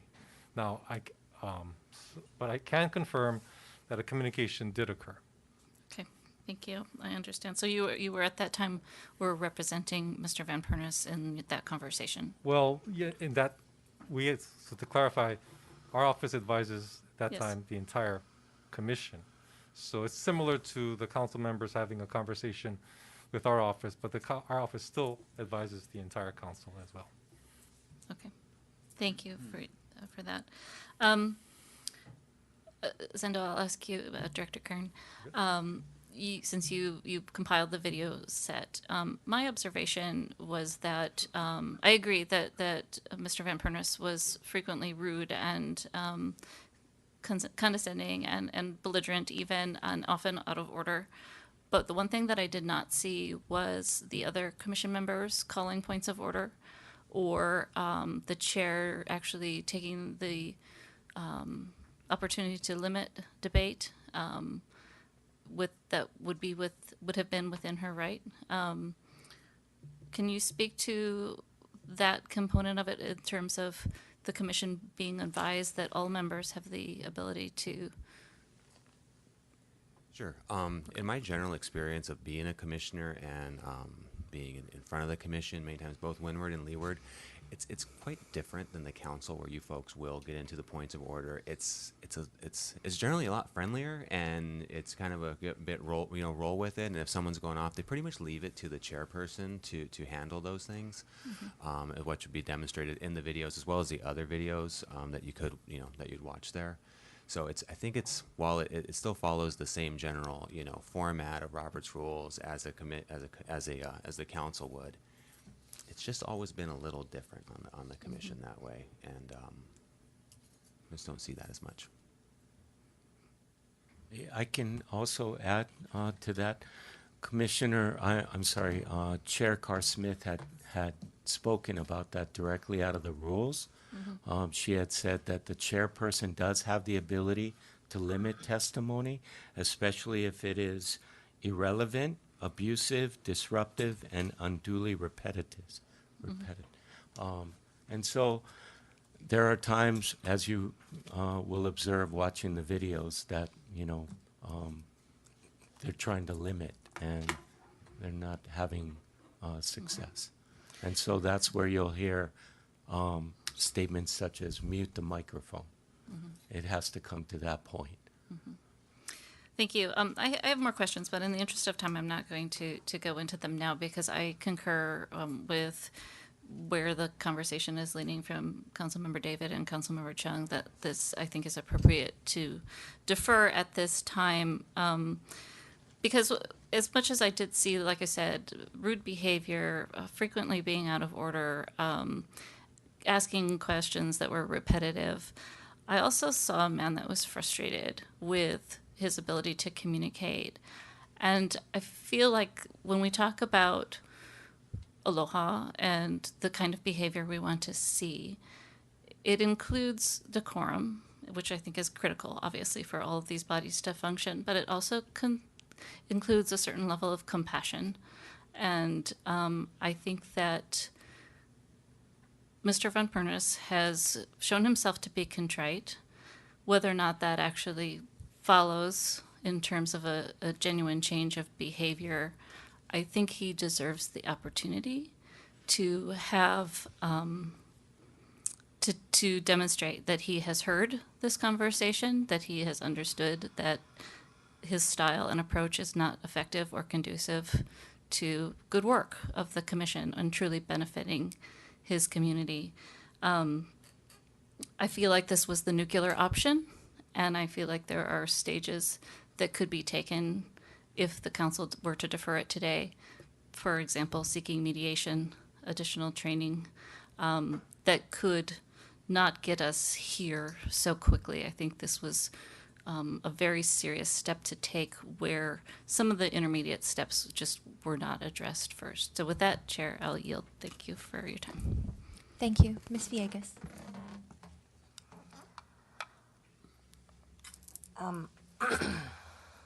Thank you for sharing that. I agree. In watching the videos, the mutual interruptions, the mutual disrespect and disregard for someone who is operating under special circumstances. When you asked about any special accommodations related to some of the challenges that Mr. Van Pernis has with his speech, and your statement was everything is just set up there. The way that it's set up is set up for any person that would walk in there. There are no extra considerations. I have questions, I had concerns about liability for the county when looking at this bomb and how it was presented to all of us, and such a just so intensive in the potential for there to be more accommodations for Mr. Van Pernis, whether or not it's him being writing, or I by no means am an expert in ADA, things like that, but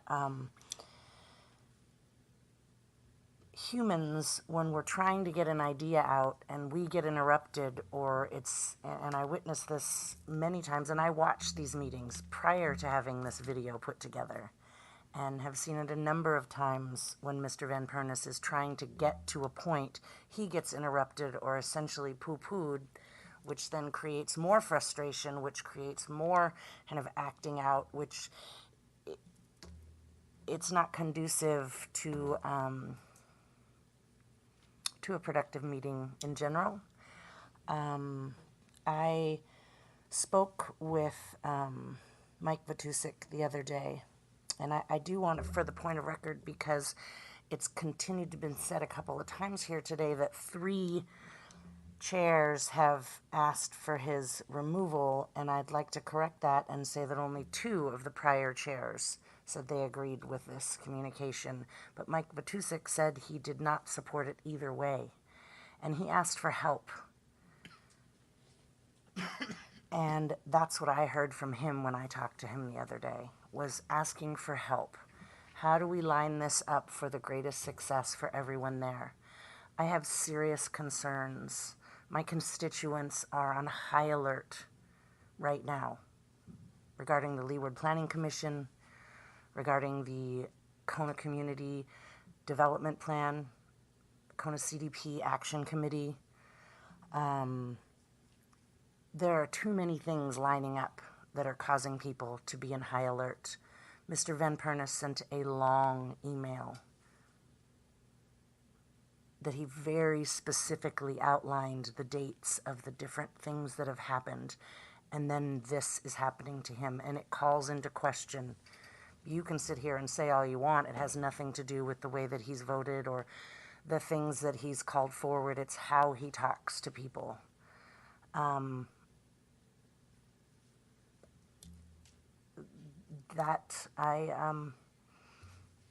Based on the circumstances for how this has all come forward, that's questionable. And I have to sit here and represent those in my district and the constituents who have worked with Mr. Van Pernis for decades. Even himself, you know, humbly admitting to his orneriness, and his wife. And we know those things. I mean, most of us here on this dais, we all live in a glass house too. So, I just wanted to correct that. I really appreciate the recommendations of deferment and of working with Mr. Van Pernis on some of these issues and providing support for Mr. Vatusik, and looking into other special accommodations that might be made that would make it easier for Mr. Van Pernis to get his ideas across more succinctly, and with better flow. Because I've seen him trying to get there and get shut down so many times that of course he ends up getting more frustrated. I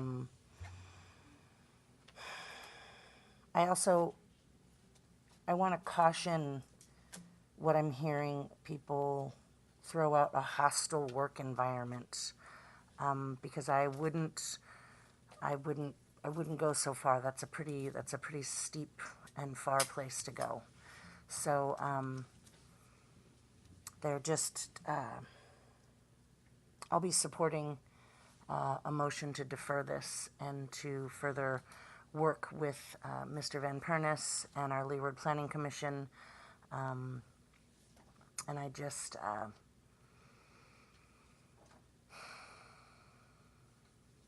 I would encourage the planning department and this administration to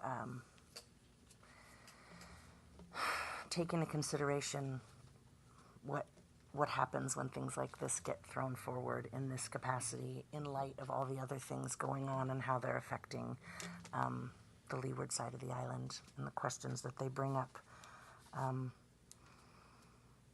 So with that, I yield. Thank you. Mr. Chung.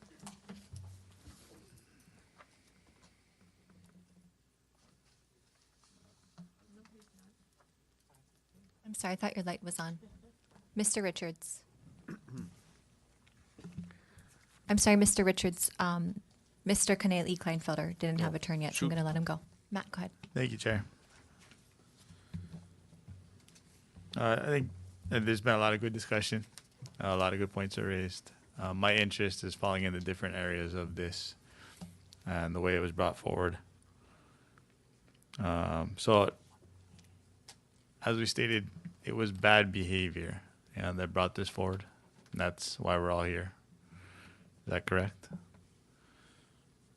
And we had, looks like, one notice of bad behavior being sent to Mr. Van Pernis. Is that correct so far?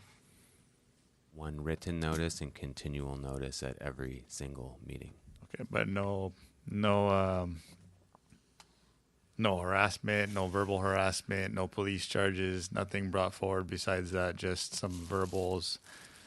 You need to stop being muted, but only one written document supplied to Mr. Van Pernis to date. As I mentioned during our first hearing, the applicant said that this man is hostile to her. That was our first meeting. And then shortly after that, Corporation Counsel said, if you don't stop what you're doing, we're going to ask you to leave. That was our first meeting, and it just continued throughout the remainder of the meetings. But all the way to our last meeting. One written document. I mean, you had some verbals. Okay, we had verbal warnings. Okay, I'm a restaurant owner. You have verbal warnings and you have a written warning. So you've had one written warning so far. There's no process in the rules that lays out a warning system. It's removal. You know, you follow the chair, or the chair can ask you to be removed. Okay, so we have no rules of conduct. Correct. That doesn't sound There's right. no warning process that's spelled out in the rules. There's rules of conduct, but there's not a process in which you follow as far as you got to give one warning, you got to give 2 warnings, you got to give 3 warnings, and then something happens. There's nothing laid out like that, but there's definitely rules of conduct as well as a code of ethics. And we don't like his behavior, so we're saying that's breaking the rules of conduct. What If you, it's not about disliking someone's behavior. It's about how people are being treated. And if you're going to treat people poorly, if you're going to bully people, whether it be across the board, if it was just one grouping, it'd be one thing. Okay, you got an issue with applicants. You got an issue with testifiers. But when it's staff, applicants, testifiers, it's a pattern. It's straight up bullying. Yeah. And again, to also add to that, the authority within the commission is the chair, just as we have with the council. If a member of the commission does not follow that authority, what do? Is there rules that the council has that you get a warning? Do you have a warning process in place? I'd have to go back and check. I'm not sure. Okay, thank you. Next, Mr. Van Pernis, if you can, please, if you're willing to answer, your speech impediment is due to what?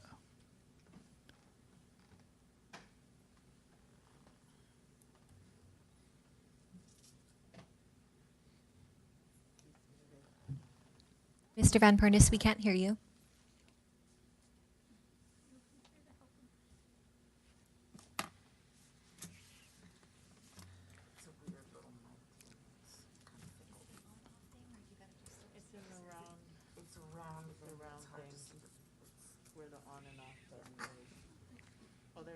Thank you, Scott. All right. Now can you hear me? I Yes, can we hear can you hear now. Let me respond to a number of things here that have been presented. First of all, my only recollection of speaking with Mr. Yoshimoto, the attorney, was in regards to the Paul Manui application that has been presented in my writing. Secondly, the tape that you've heard is primarily very first hearings, first couple of hearings. This is when Mr. Yee was the director, Mr. Kern was a consultant. One of the repetitive questions, or what's been called repetitive questions, is when people will not answer, consultants will not answer. Mr. Kern was one of those consultants and did not. It's in that tape. Mr. Van Pernis. All right. I'm sorry. I appreciate what you're saying, but I had a couple of questions for you if you don't mind answering. It's up to you if you want to answer. Fine.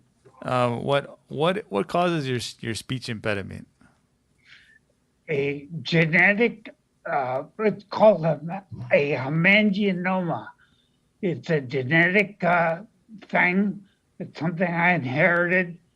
It's a blood vessel in your brain disability. Is it a disability?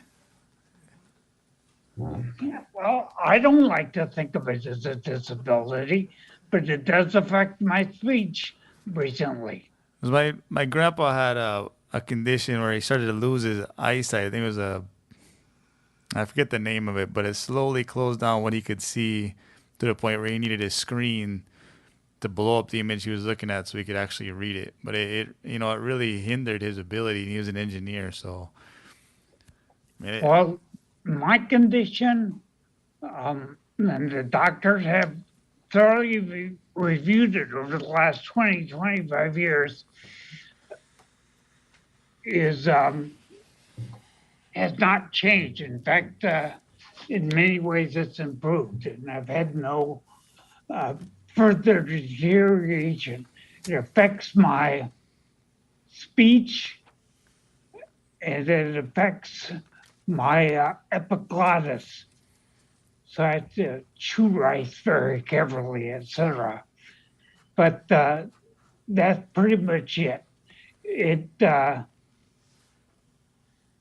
sometimes affects my, well, I don't know whether it affects my balance. That just may be old age. Thank you. Thank you for answering that. It does not, other than speech, it does not interfere at all with planning commission activities. And as I said, I'm writing out these days. Your emails are very concise, but I have to admit it is hard to understand you sometimes, especially given a Zoom style meeting where it's online and the audio quality is not amazing.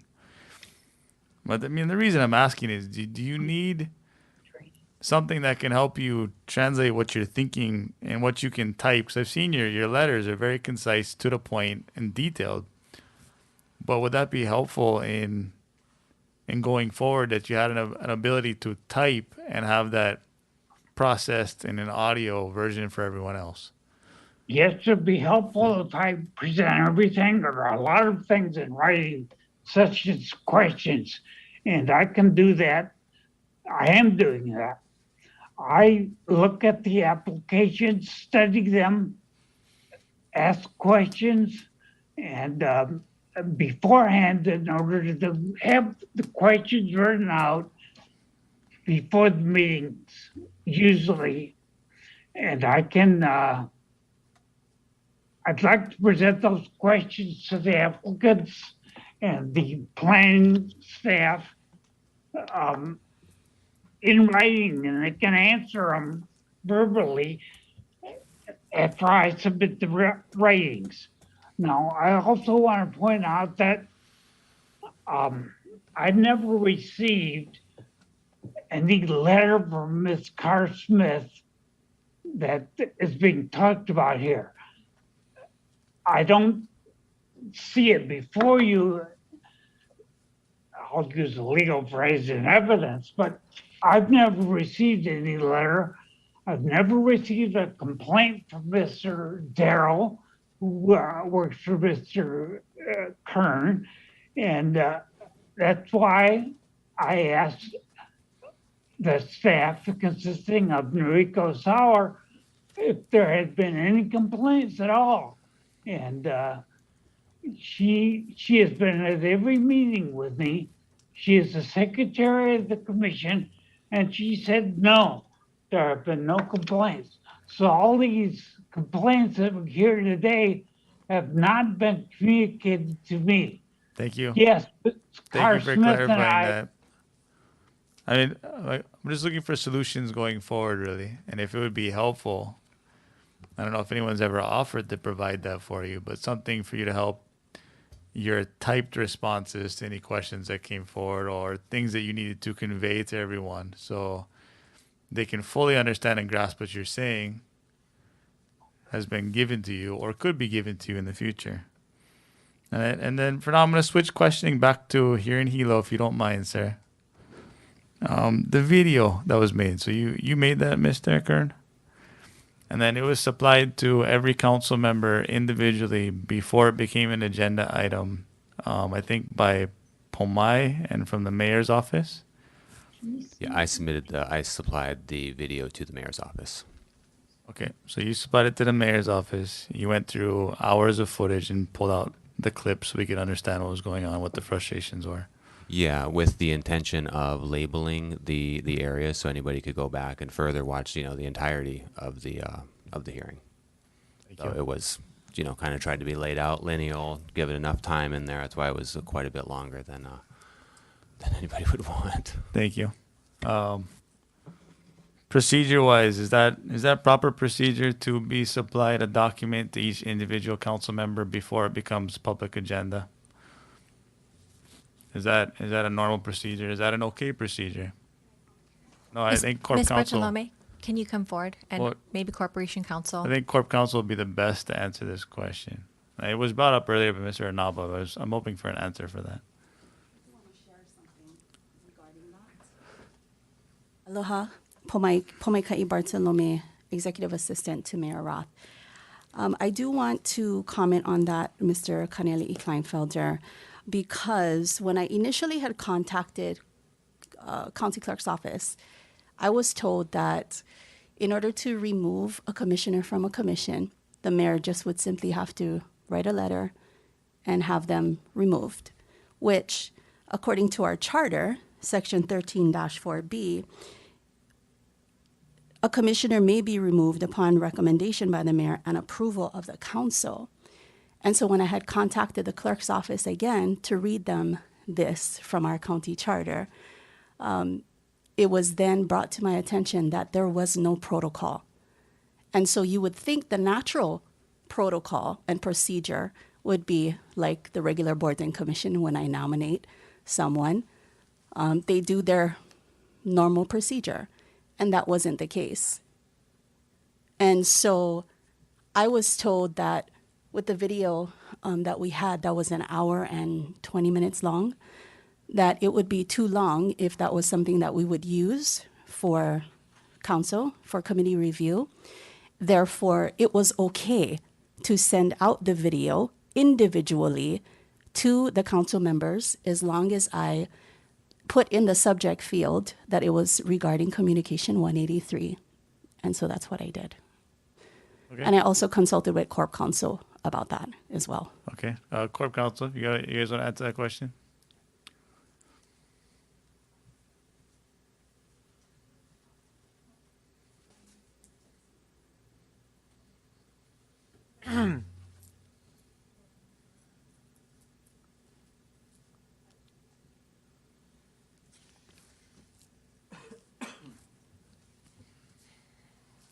I felt that it was a good question raised by Mr. Inaba, and I just want to follow up with you guys on whether, because we've had questions about that in the past.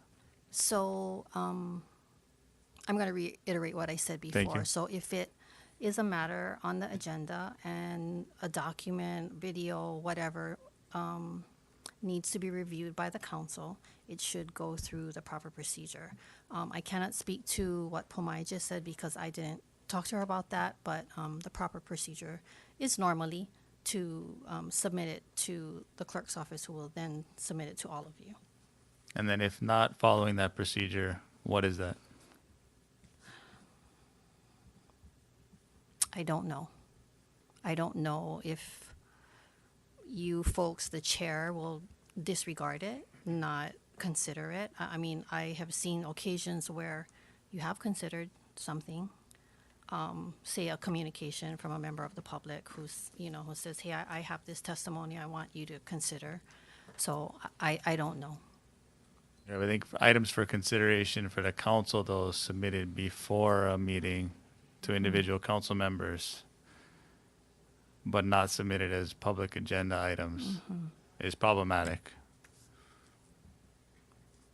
I think if not, it can be. Yes or no? It can be. Can be. Yeah. Okay. Okay. Well, I mean, for me, I'm looking at this.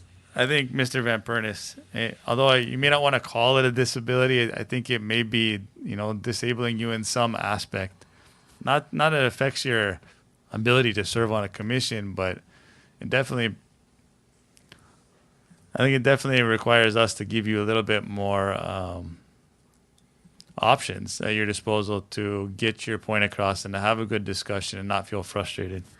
As far as the way this was brought forward and listening to some of the comments from the council members and the concerns and the feelings of the council members and seeing where this vote is going, I don't know what the purpose of this communication was, if this was the way to correct the behavior or to actually have you removed. I mean, I can't really tell at this point. I do defer to my Kona council members. I just, if the Kona council members feel that this should be a more of a learning moment, you know, as we come to call these, then let it be that. But from what I'm hearing today, you know, if this was any other position, you've had a written warning, and you go from there. Yeah, verbal warnings are great, but until you write something down, I think we're all pretty aware of that when it comes to bargaining unit contracts or private industry. You've had one written warning. I think you need to correct whatever behavior is being addressed today. But I do think we on the county side need to take some steps to make your ability to communicate with members of the public or your commissioners easier for you, and not make it harder, especially given the circumstances and what we all deal with as far as having these meetings. Be careful with your documentation going forward, and the way that trail is handled. I would just say that. And then, you know, I appreciate the conversation today. Thank you, Chair. I yield. Mr. Inaba. Thank you. I'm going to keep this short. Mahalo to Councilmember Chung for first sharing the idea of deferment. I'm going to support that. Mr. Van Pernis, I think we've come to this point, and I'm hoping that you're hearing the concerns of some of the public, of our planning department, of my colleagues here. At the same time, there's a lot of he said, she said with regards to the training. And I think this is an opportunity for us as a county to maybe standardize our training for boards and commissions and even for ourselves. Because depending on who from Corp Council goes, who from whatever department goes to train a commissioner, we might be having different trainings. And that might be something of a training module that we can create where we know it's going to be consistent and commissioners sign that they have reviewed and understand our rules, our procedures, sunshine law, basic Robert's Rules of Order, and hopefully that's something that we can consider. So moving forward, we don't have this kind of he said, she said. And so I'll be supporting a deferment, and I hope that we can have a little bit more respect amongst commissioners in the Leeward Planning Commission and increase our overall efficiency and effectiveness there. Chair, I yield. Thank you. Ms. Lilo, you had your light on. I did. And clearly I can see where this is going, and we're affording Mr. Van Pernis a lot of latitude for what was bad behavior. And I just like to see that however this body moves forward is if we're providing a lot of latitude to a commissioner, we should be providing the same safeguards and guardrails for the staff who are speaking up to their bosses to ask for help. We heard Mr. Vetusek ask for it, but two individuals, our director and our deputy director, is here today shielding employees who are also asking for help. I saw a lot on the video, and earlier today somebody mentioned it can go both ways, right? I actually honed in on commissioners raising their hands because they didn't want to interrupt Mr. Van Pernis. I saw a lot of monkey faces, on top of which people shutting off their cameras because perhaps they just knew that their reaction just was conduct unbecoming. So however we decide to move this forward, I think it has to be fair to not only the commissioners, that to the staff that is being impacted has the same safety net. That's all I'm asking for. If this is going to be fair and objective, it has to be on both sides. Whatever that looks like, I'm willing to support a deferral, but there needs to be consequences on both sides. There has to be. If not, the behavior is not going to change. And I'm a little alarmed that Chair Carr was consistently asking. But it wasn't until Mr. Vatusik came along in which now Mr. Van Pernis is saying, give me another chance. He was willing to grind and grind on one particular chairwoman, and now he's asking for a lot more latitude from a chairman. And I will leave it right there. So my suggestion is, I think the director and the deputy director of planning really needs to articulate what staff is asking for also. Because enough is enough. I am disappointed that we're here, and there are no mechanisms or processes. I think there are, they're just not articulated in the planning department rules. There's a lot within Robert's Rules of Order. And Mr. Van Pernis has been a practicing attorney. And so these things are very much available to him. Those are my thoughts. And I'm looking at Chair David, who really is looking for some balance here, which is why the deferral, but I think it has to be consistent. Not just defer to the call of the chair, 30 days, measurable movement. 60 days, written letter of apology. Just something where on both sides people are demonstrating the willingness to be compassionate and show aloha on both sides. Thank you, Chair. I yield. Thank you, Ms. Leloy. Director Kern, you have your line on. Yeah, thank you. Just I want to make a couple comments. I do feel like we have given a lot of accommodation. We're always happy to give more. And if you watch the videos, there's a lot of time given to allow the communication to go. More than any other commissioner, probably 5 times, 10 times in any video. So I feel like the chair people, in my experience, have been very accommodating. I think the planning department always trying to be accommodating. I want to caution, I see where this is going. It's pretty clear. Do not put it on the commission. Do not put it on volunteers. Make this happen. I think you, as the council, with all due respect, from the bottom of my heart, you guys knew this could be tricky when he was originally confirmed. There was testimony as such. It wasn't the easiest confirmation. We are here with the exact concern of that testimony. That is time. Furthermore, this isn't an individual who just came onto the scene. This is a smart individual. This is a trained attorney for many years. They know these things. This isn't a Robert's Rules situation. This is a behavioral situation.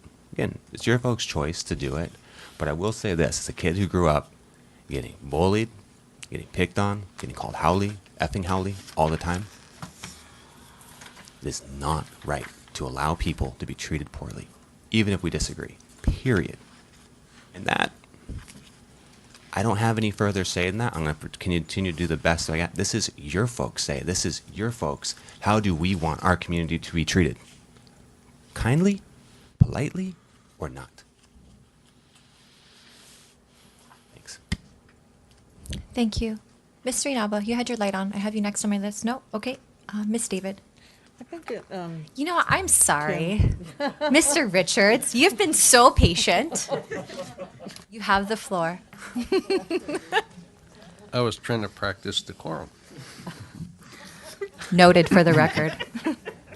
A couple of questions here, and I appreciate it, Chair. Thank you. And I'm not sure if this is a question for Corp Counsel, but authority governing this. You know, Mr. Kern, what you just said about don't put this on the commission, I'm very sensitive to that.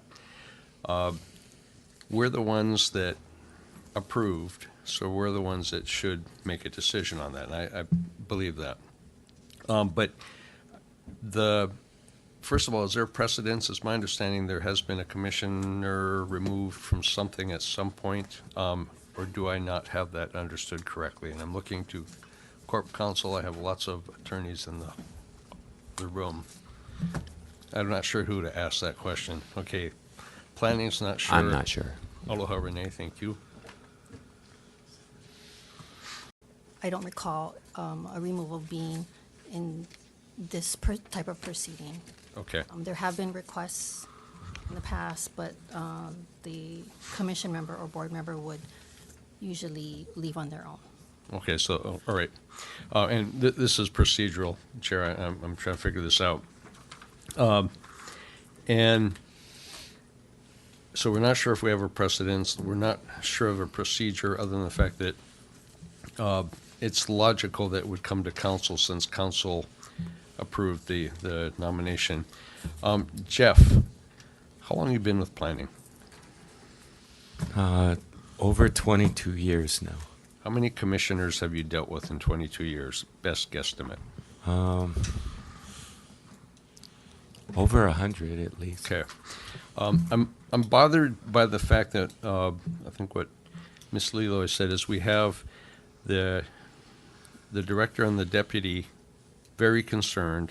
We have 3 chairs very concerned, and we have a problem that we're facing. Now, I'm listening to the council, and I'm hearing what people are saying, but it comes back again, how we're going to treat people going forward. And I am not supportive of a deferment because I think we need to make a statement going forward. We have to do something going forward. Interesting conversation that Ms. Leloy just said about having a letter of apology. I like that because I think that's a public admittance of things have not been functioning well up to this point. But I think we need to make a stand. And this is leeward planning. I am concerned about all planning, leeward, windward, and all, and making a statement. You know, what the mayor said about how we plan on treating people going forward. And we can disagree agreeably, but I don't like the reference that, again, I stated this before, that these are witnesses. They're not. They're community members. And I think this is here, and I think, Heather, you made the comment, the nuclear option. I think we're here is because we don't have any other procedure in place realistically to address this. And I think that we don't have it because we haven't had to ever address this, so that is problematic. But that being said, we still need to address it and not pretend that this isn't a problem. And what Ms. Leloy says, we have director and deputy before us, but they are here because rank and file is coming to them saying, we got a problem, and we got to fix this problem. So I will, we work in a democratic environment here. I will support the decision of what this council makes going forward, but I think we need to be very firm. And my thoughts would be, this is at council committee, this is not at council. We go from here to council, and we can defer at council, but I think we should move it out of committee. And I asked, when would the next leeward planning meeting be? The third Thursday of every month. 1 second. I'll grab our calendars.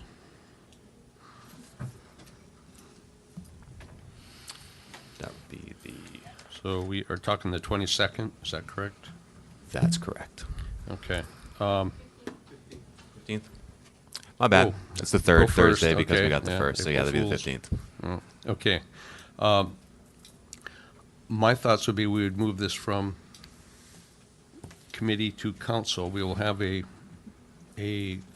leeward planning meeting in between there, and we can see how things run, and then we can go from there. So that's my thoughts on it going forward.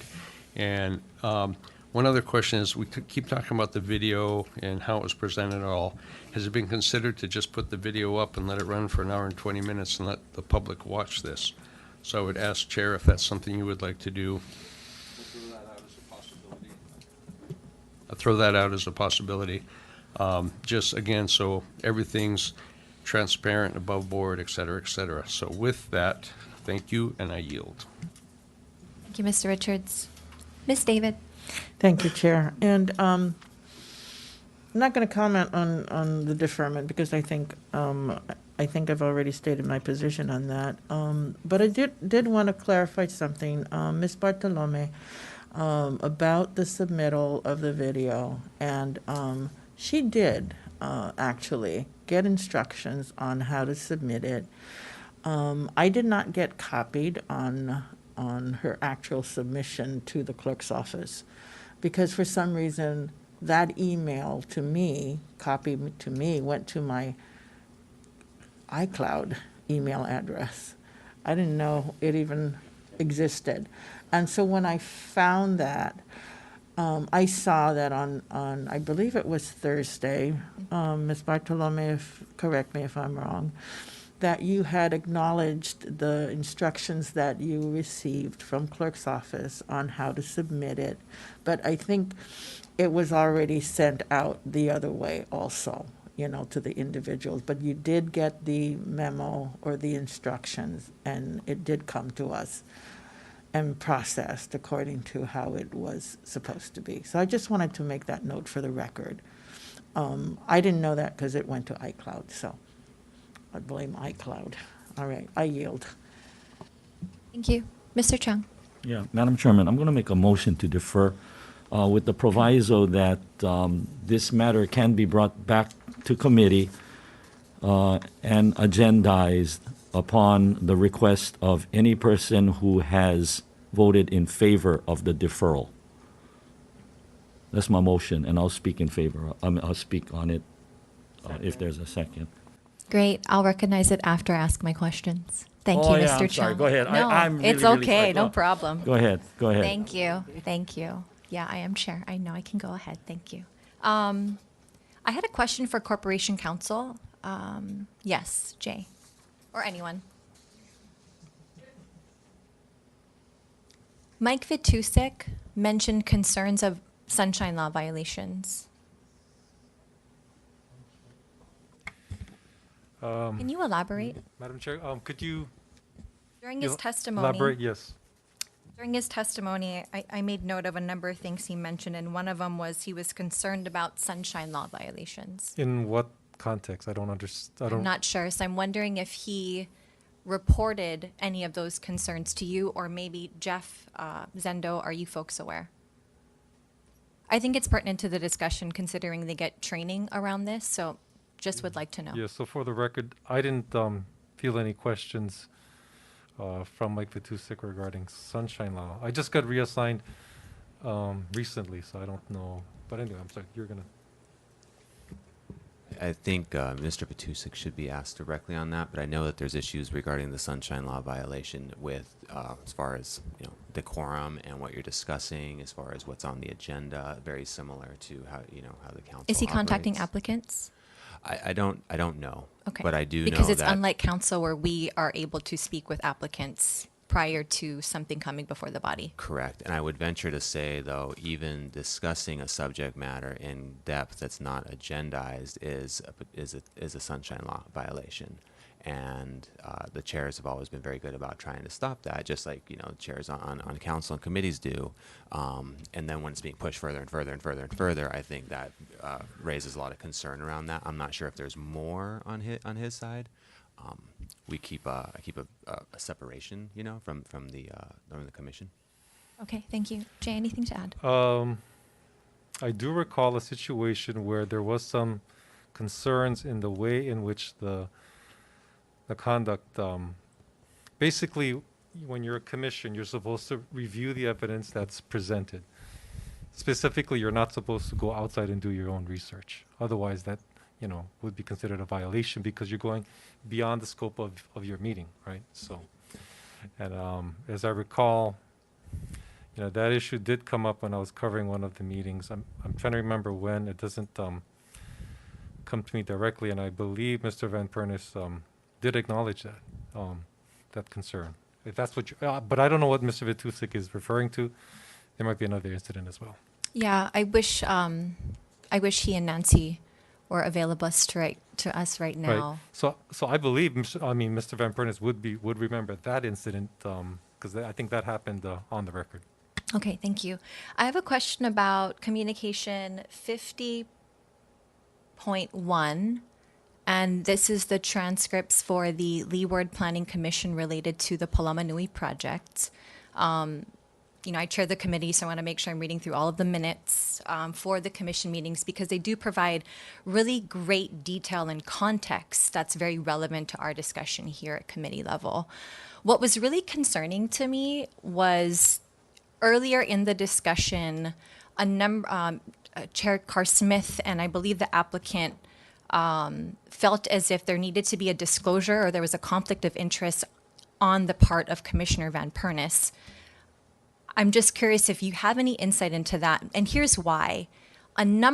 Commissioner Van Pernis made a number of amendments to the bill, but I found it to be so interesting that at the end, once all those amendments were transmitted and voted upon, he tried to kanalua out of voting on the actual bill. And kanalua is not an actual vote.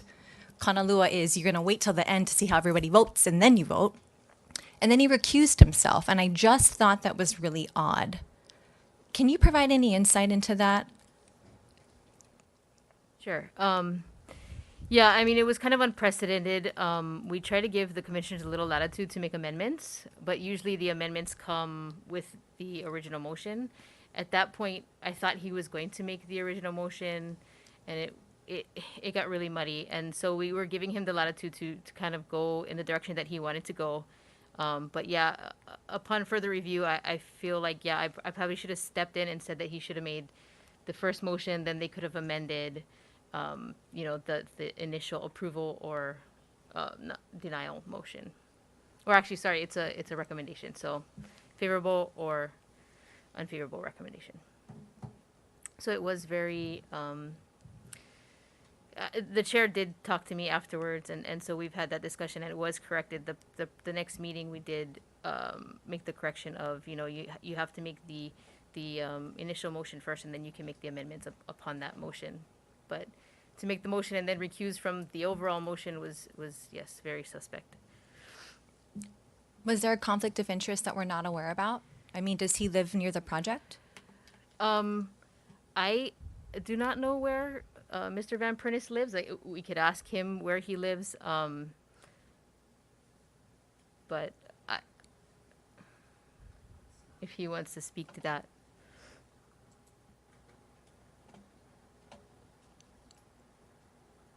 Mr. Van Pernis? Just trying to get a little bit of insight into a prior meeting you had on the commission related to the Palama Nui project where If you read the entire transcript, you'll see that my vote ended up as an abstain. That the Kanalua meant that you had to come back around again and vote. It was not to wait to see how the amendments went, because we all knew the amendments would pass because we do things on a cooperative basis there. So, I will go along to get along, and I will do much better. But I want to point out I did not receive the kind of training that Mr. Darrell and counsel referred to. I was given paperwork and a short presentation, Robert's Rules of Order. Yeah, thank you, Commissioner. I'm just trying to get a better understanding as to why you put forward a number of amendments to a bill that you ended up not voting on.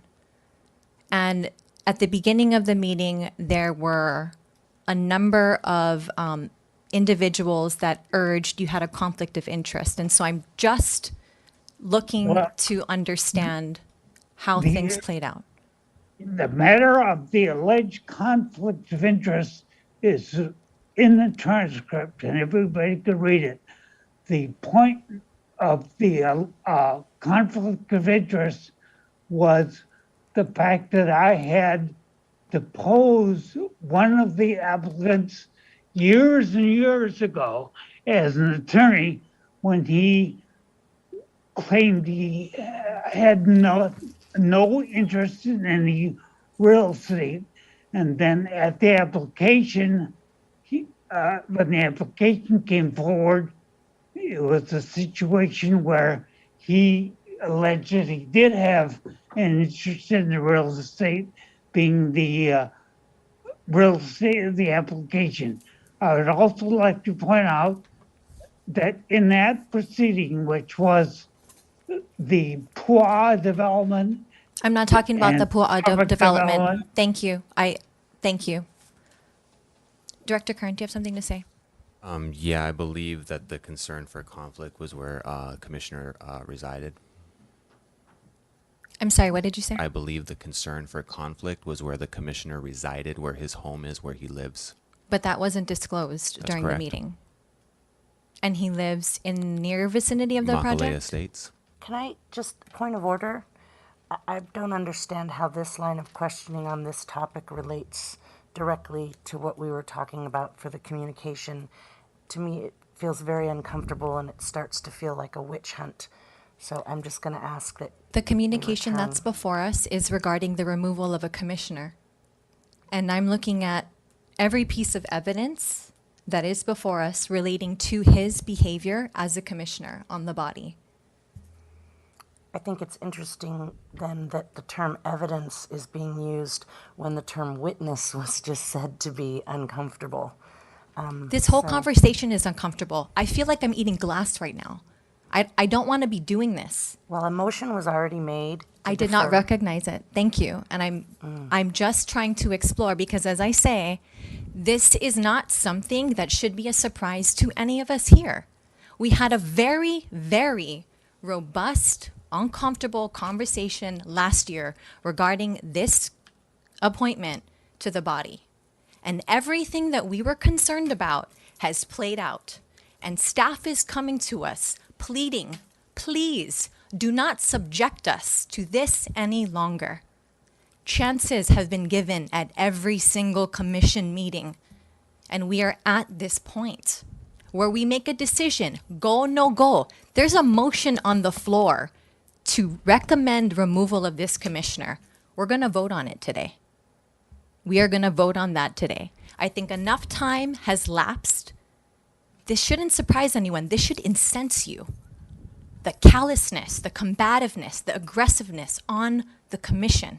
No one should be subjected to that. No one. Mr. Kern. To add to the earlier question, I believe one of the Sunshine Law violations was or a potential Sunshine Law concern was an email sent to the commissioners, basically a memorandum to Leeward Planning Commission from Mr. Van Pernis. I'll read it real quickly. Some commissioners may wonder why I sought RE applications of Suffolk Development LLC and Pua'a Development LLC, REZ 04-24 and 04-25 from Commissioner Van Pernis, dated July 31st, 2020. Some commissioners may wonder why I sought bankruptcy information from the applicants, Mr. Cook, at the February meeting of the commission. Some time ago, I was an attorney, conducted a sworn deposition of Mr. Cook concerning a long-standing foreclosure judgment of my client had against Mr. Cook. He testified under oath that he had no money other than Social Security income, that he had no interest in the various entities where his name appeared, blah, blah, blah, blah. I can continue to read the rest of it if you like, but you get the gist of this is going way outside that any commissioner should do. So there's obviously multiple layers of concern. There's the behavior, there's the concerns about Sunshine, there's the code of ethics and behavior.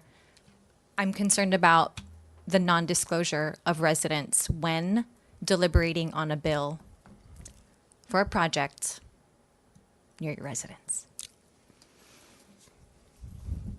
Okay.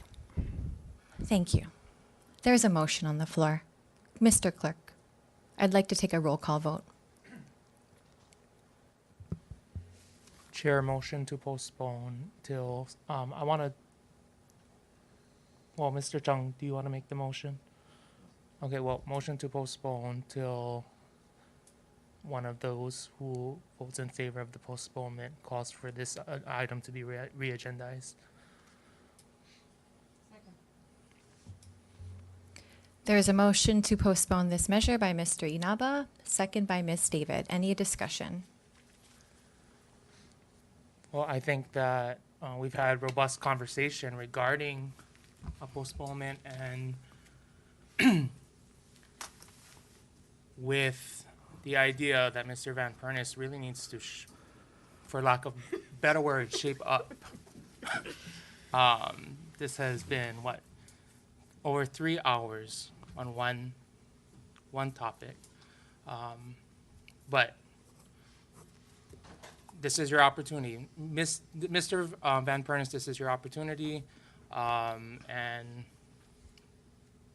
yeah, that's kind of my manao on this. If you don't shape up, I'm sure this body is not going to be tolerant of any further disrespectful or rude behavior in the commission. So that's my manao on a request for postponement. Thank you. Mr. Chung, your light's on. Yeah, thank you. And you know, Madam Chairman, you touched upon it. You know, there were some warning signs when the appointment came up, and in the minds of some, maybe not all, you know, those fears were realized. You know, Mr. Kaniali Kleinfelder spoke about, you know, he was trying to, you know, get to some point as to whether Mr. Van Pernis's speech impediment was a function of some kind of disability. You know, I understand Mr. Van Pernis perfectly. I don't think he had, I mean, you know, he's got some speech issues, but he comes across very clearly and very articulately. The more pressing question is this, whether, one, he has a disability. And he said no, so okay, I'll take him at that. But if he does have a disability, it's not whether it affects his speech, it's whether it affects his understanding or his ability to control his impulses. I don't know that, but you know, Mr. Van Pernis, I'm going to support this, and it's for the purpose of, again, giving you a chance. I've done that in other cases, and I'm going to do it here. Not in, you know, this kind of specific case, of course, but you know, I like giving people a chance to prove themselves.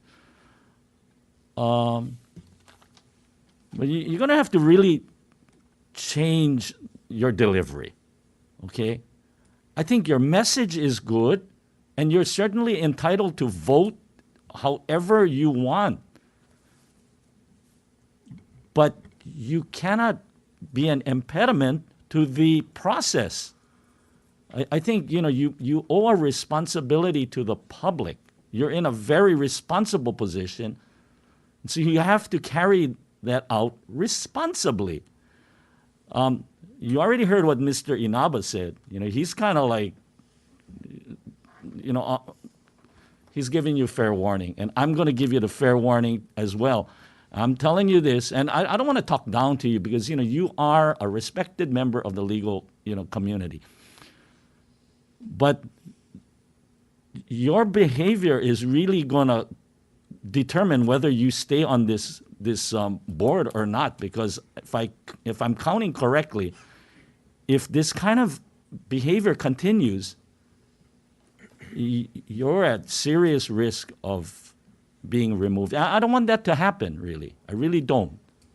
So could you just please do what you said, moderate your behavior and your delivery, and become more reasonable, which is what you should be doing anyway, but could you please do that? That's all I ask.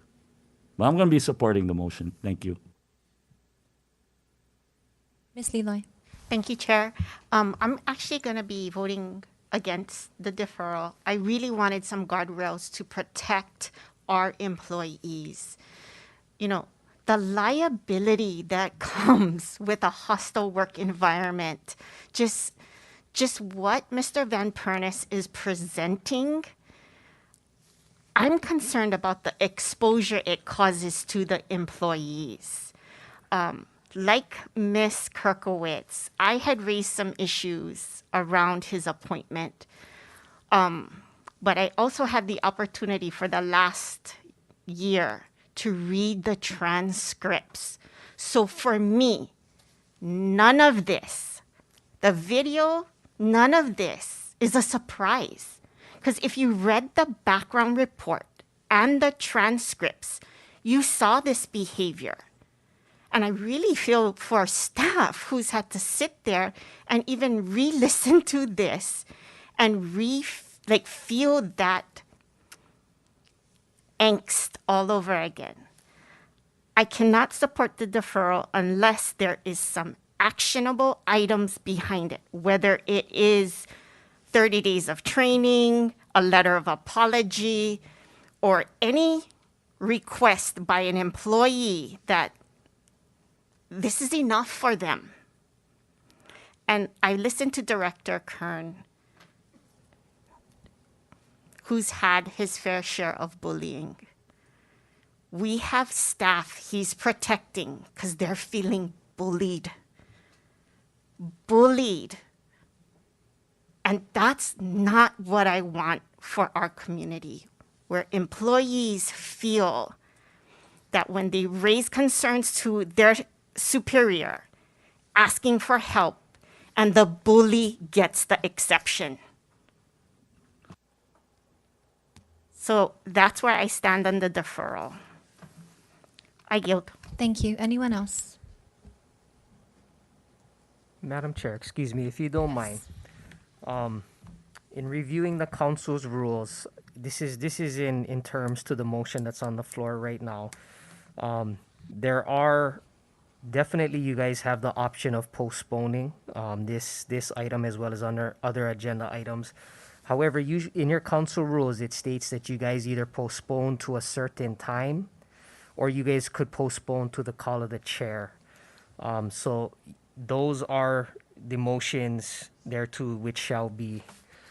So you guys are in discussion on a motion which is a little outside of your council rules right now. But that, the body has to make a decision, but I wanted to lay that out for you guys to decide on how you want to move forward.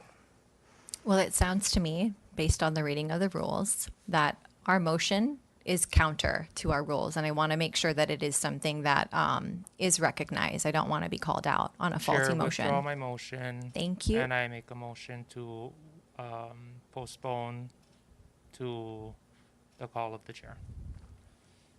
Motion by Mr. Inaba to postpone this to the call of the chair. Do I have a second? Second by Ms. Villegas. Any discussion on the postponement? Ms. Chair, if I Kimball. may. I just want to speak to Council Member Leloy's recommendation about actionable items and ask the clerk if you could provide guidance. Is there the option for us to provide some conditions at this point? What would be the mechanism for that?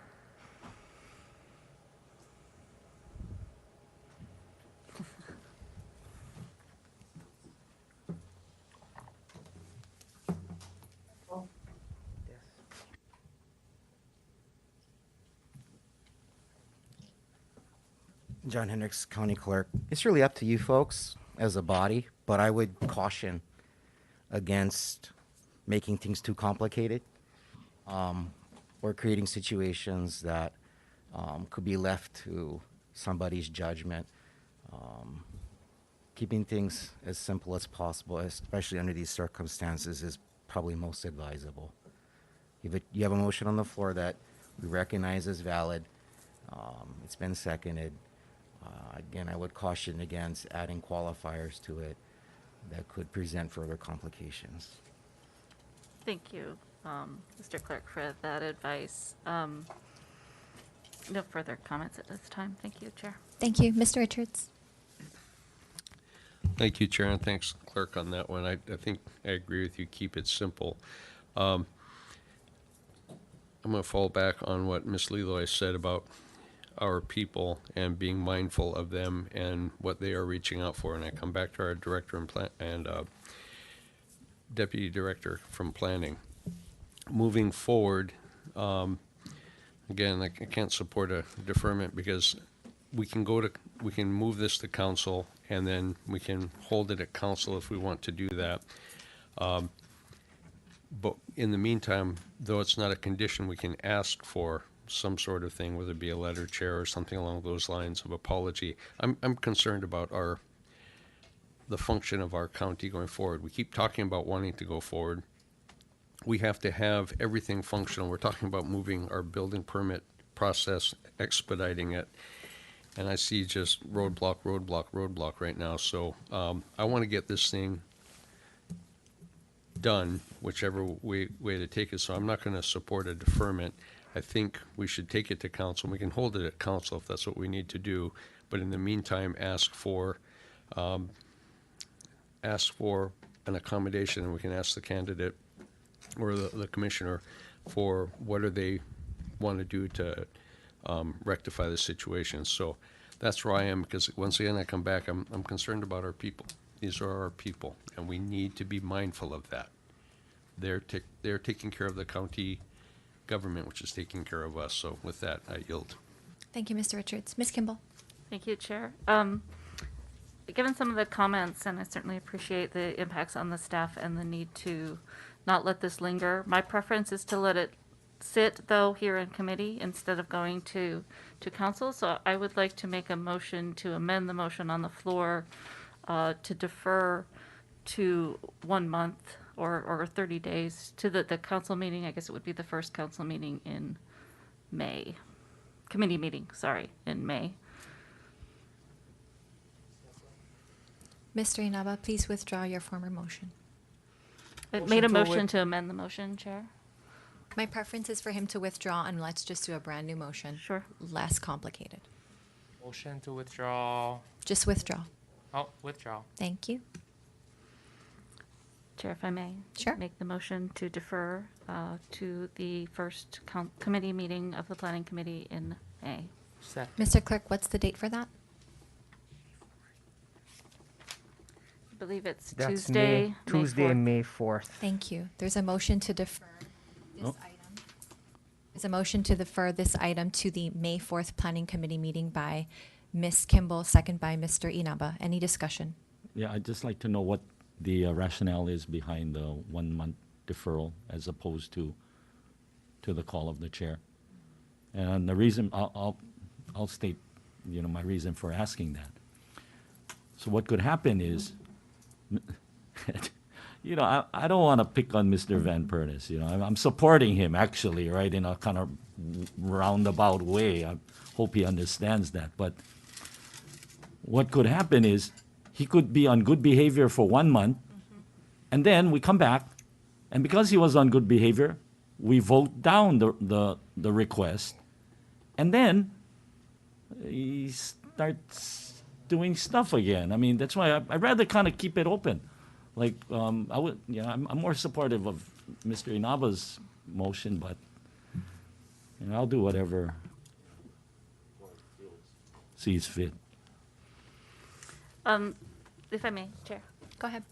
My reason for putting the time limit on was actually in response to the comments made by Councilmember Leloy and Councilmember Richards. And while I recognize what you're suggesting is possible, that doesn't preclude, if we revisit this in a month after another hearing has happened, potentially some other efforts have been made to accommodate or mediate the situation. Having that discussion then and making a decision at that time doesn't preclude another request from the mayor coming at a later point if the behavior goes off the rails. I'm with you and Holeka that this is a warning. This is your 3 hours plus. I can't imagine a more solid warning in terms of the expectations of this body, and whether it is we defer to a month and at that time we make the decision to follow through with the request of the mayor, fine, but then there's still no reason that the mayor can't actually request again if we decide not to make the decision at that time.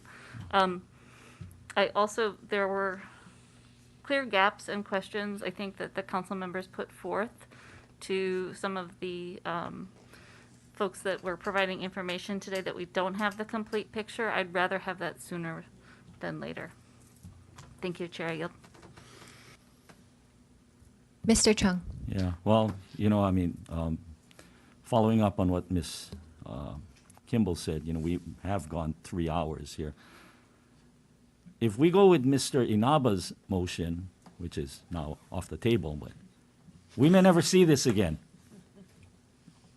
With yours, we will see it again, and if we vote it down, we may see it another time. So, I'll probably vote against this motion. Thank you. Ms. Leloy. Thank you, Chair. I like it to a certain date because there's two sides to this, right? There's some relief to staff that it's just not hanging out there, or they have to make a complaint to their supervisor to then bring it up and go to the chair to bring it forward. It's actually a nice backstop for both parties. And so I actually will be supporting the deferment to a date. However, I do like Mr. Richards' idea because at council, we're trigger ready. Whereas committee, it's like honeymoon period, as Mr. Chung talked about, right? We're going to have staff a little hyper vigilant. Well, did I feel offended? But at least there's a certainty for everyone involved, including Mr. Van Pernis. So I actually will be supporting the postponement to the May 4th agenda. Thank you, Chair. I yield. Thank you. Anyone else? And I know it's been a long day, so just going to reiterate for the record, the motion on the floor is to postpone our main motion, which is to recommend removal. It's been a long day. Removal of Mark Van Pernis from Leeward Planning Commission. So just want to make sure everyone's crystal clear that when we come back on May 4th, that is still on the table, and we're going to have to make a decision as to what we're going to do. Okay? Just so we're all clear. So, motion before us, postpone this matter to the May 4th Planning Committee meeting. Chair, I'm sorry. Go ahead. Just a clarification. So if we postpone this to a day certain, come back to committee, at that time, if someone wants to entertain a motion to postpone again, that doesn't preclude us from doing that, right? Correct. Thank you. Just wanted to be clear. I yield. Thank you. Mr. Clerk, roll call vote. On the motion to postpone communication 183 to the May 4th Planning Committee meeting, Mr. Chong. I changed my mind, so aye. Miss David. Aye. Mr. Inaba. Aye. Mr. Kaneli Kleinfelder. Aye. Miss Kimball. Aye. Miss Leloy. Mr. Richards. I changed my mind, so aye. Miss Villegas. Aye. Chair Kirkowitz. Aye. Chair, you have 9 votes in favor. Can I have a motion to adjourn? Second. Motion by Ms. Leloy, second by Mr. Inaba. All in favor, please say aye. Aye. Any opposed? Motion carries with 9 aye votes.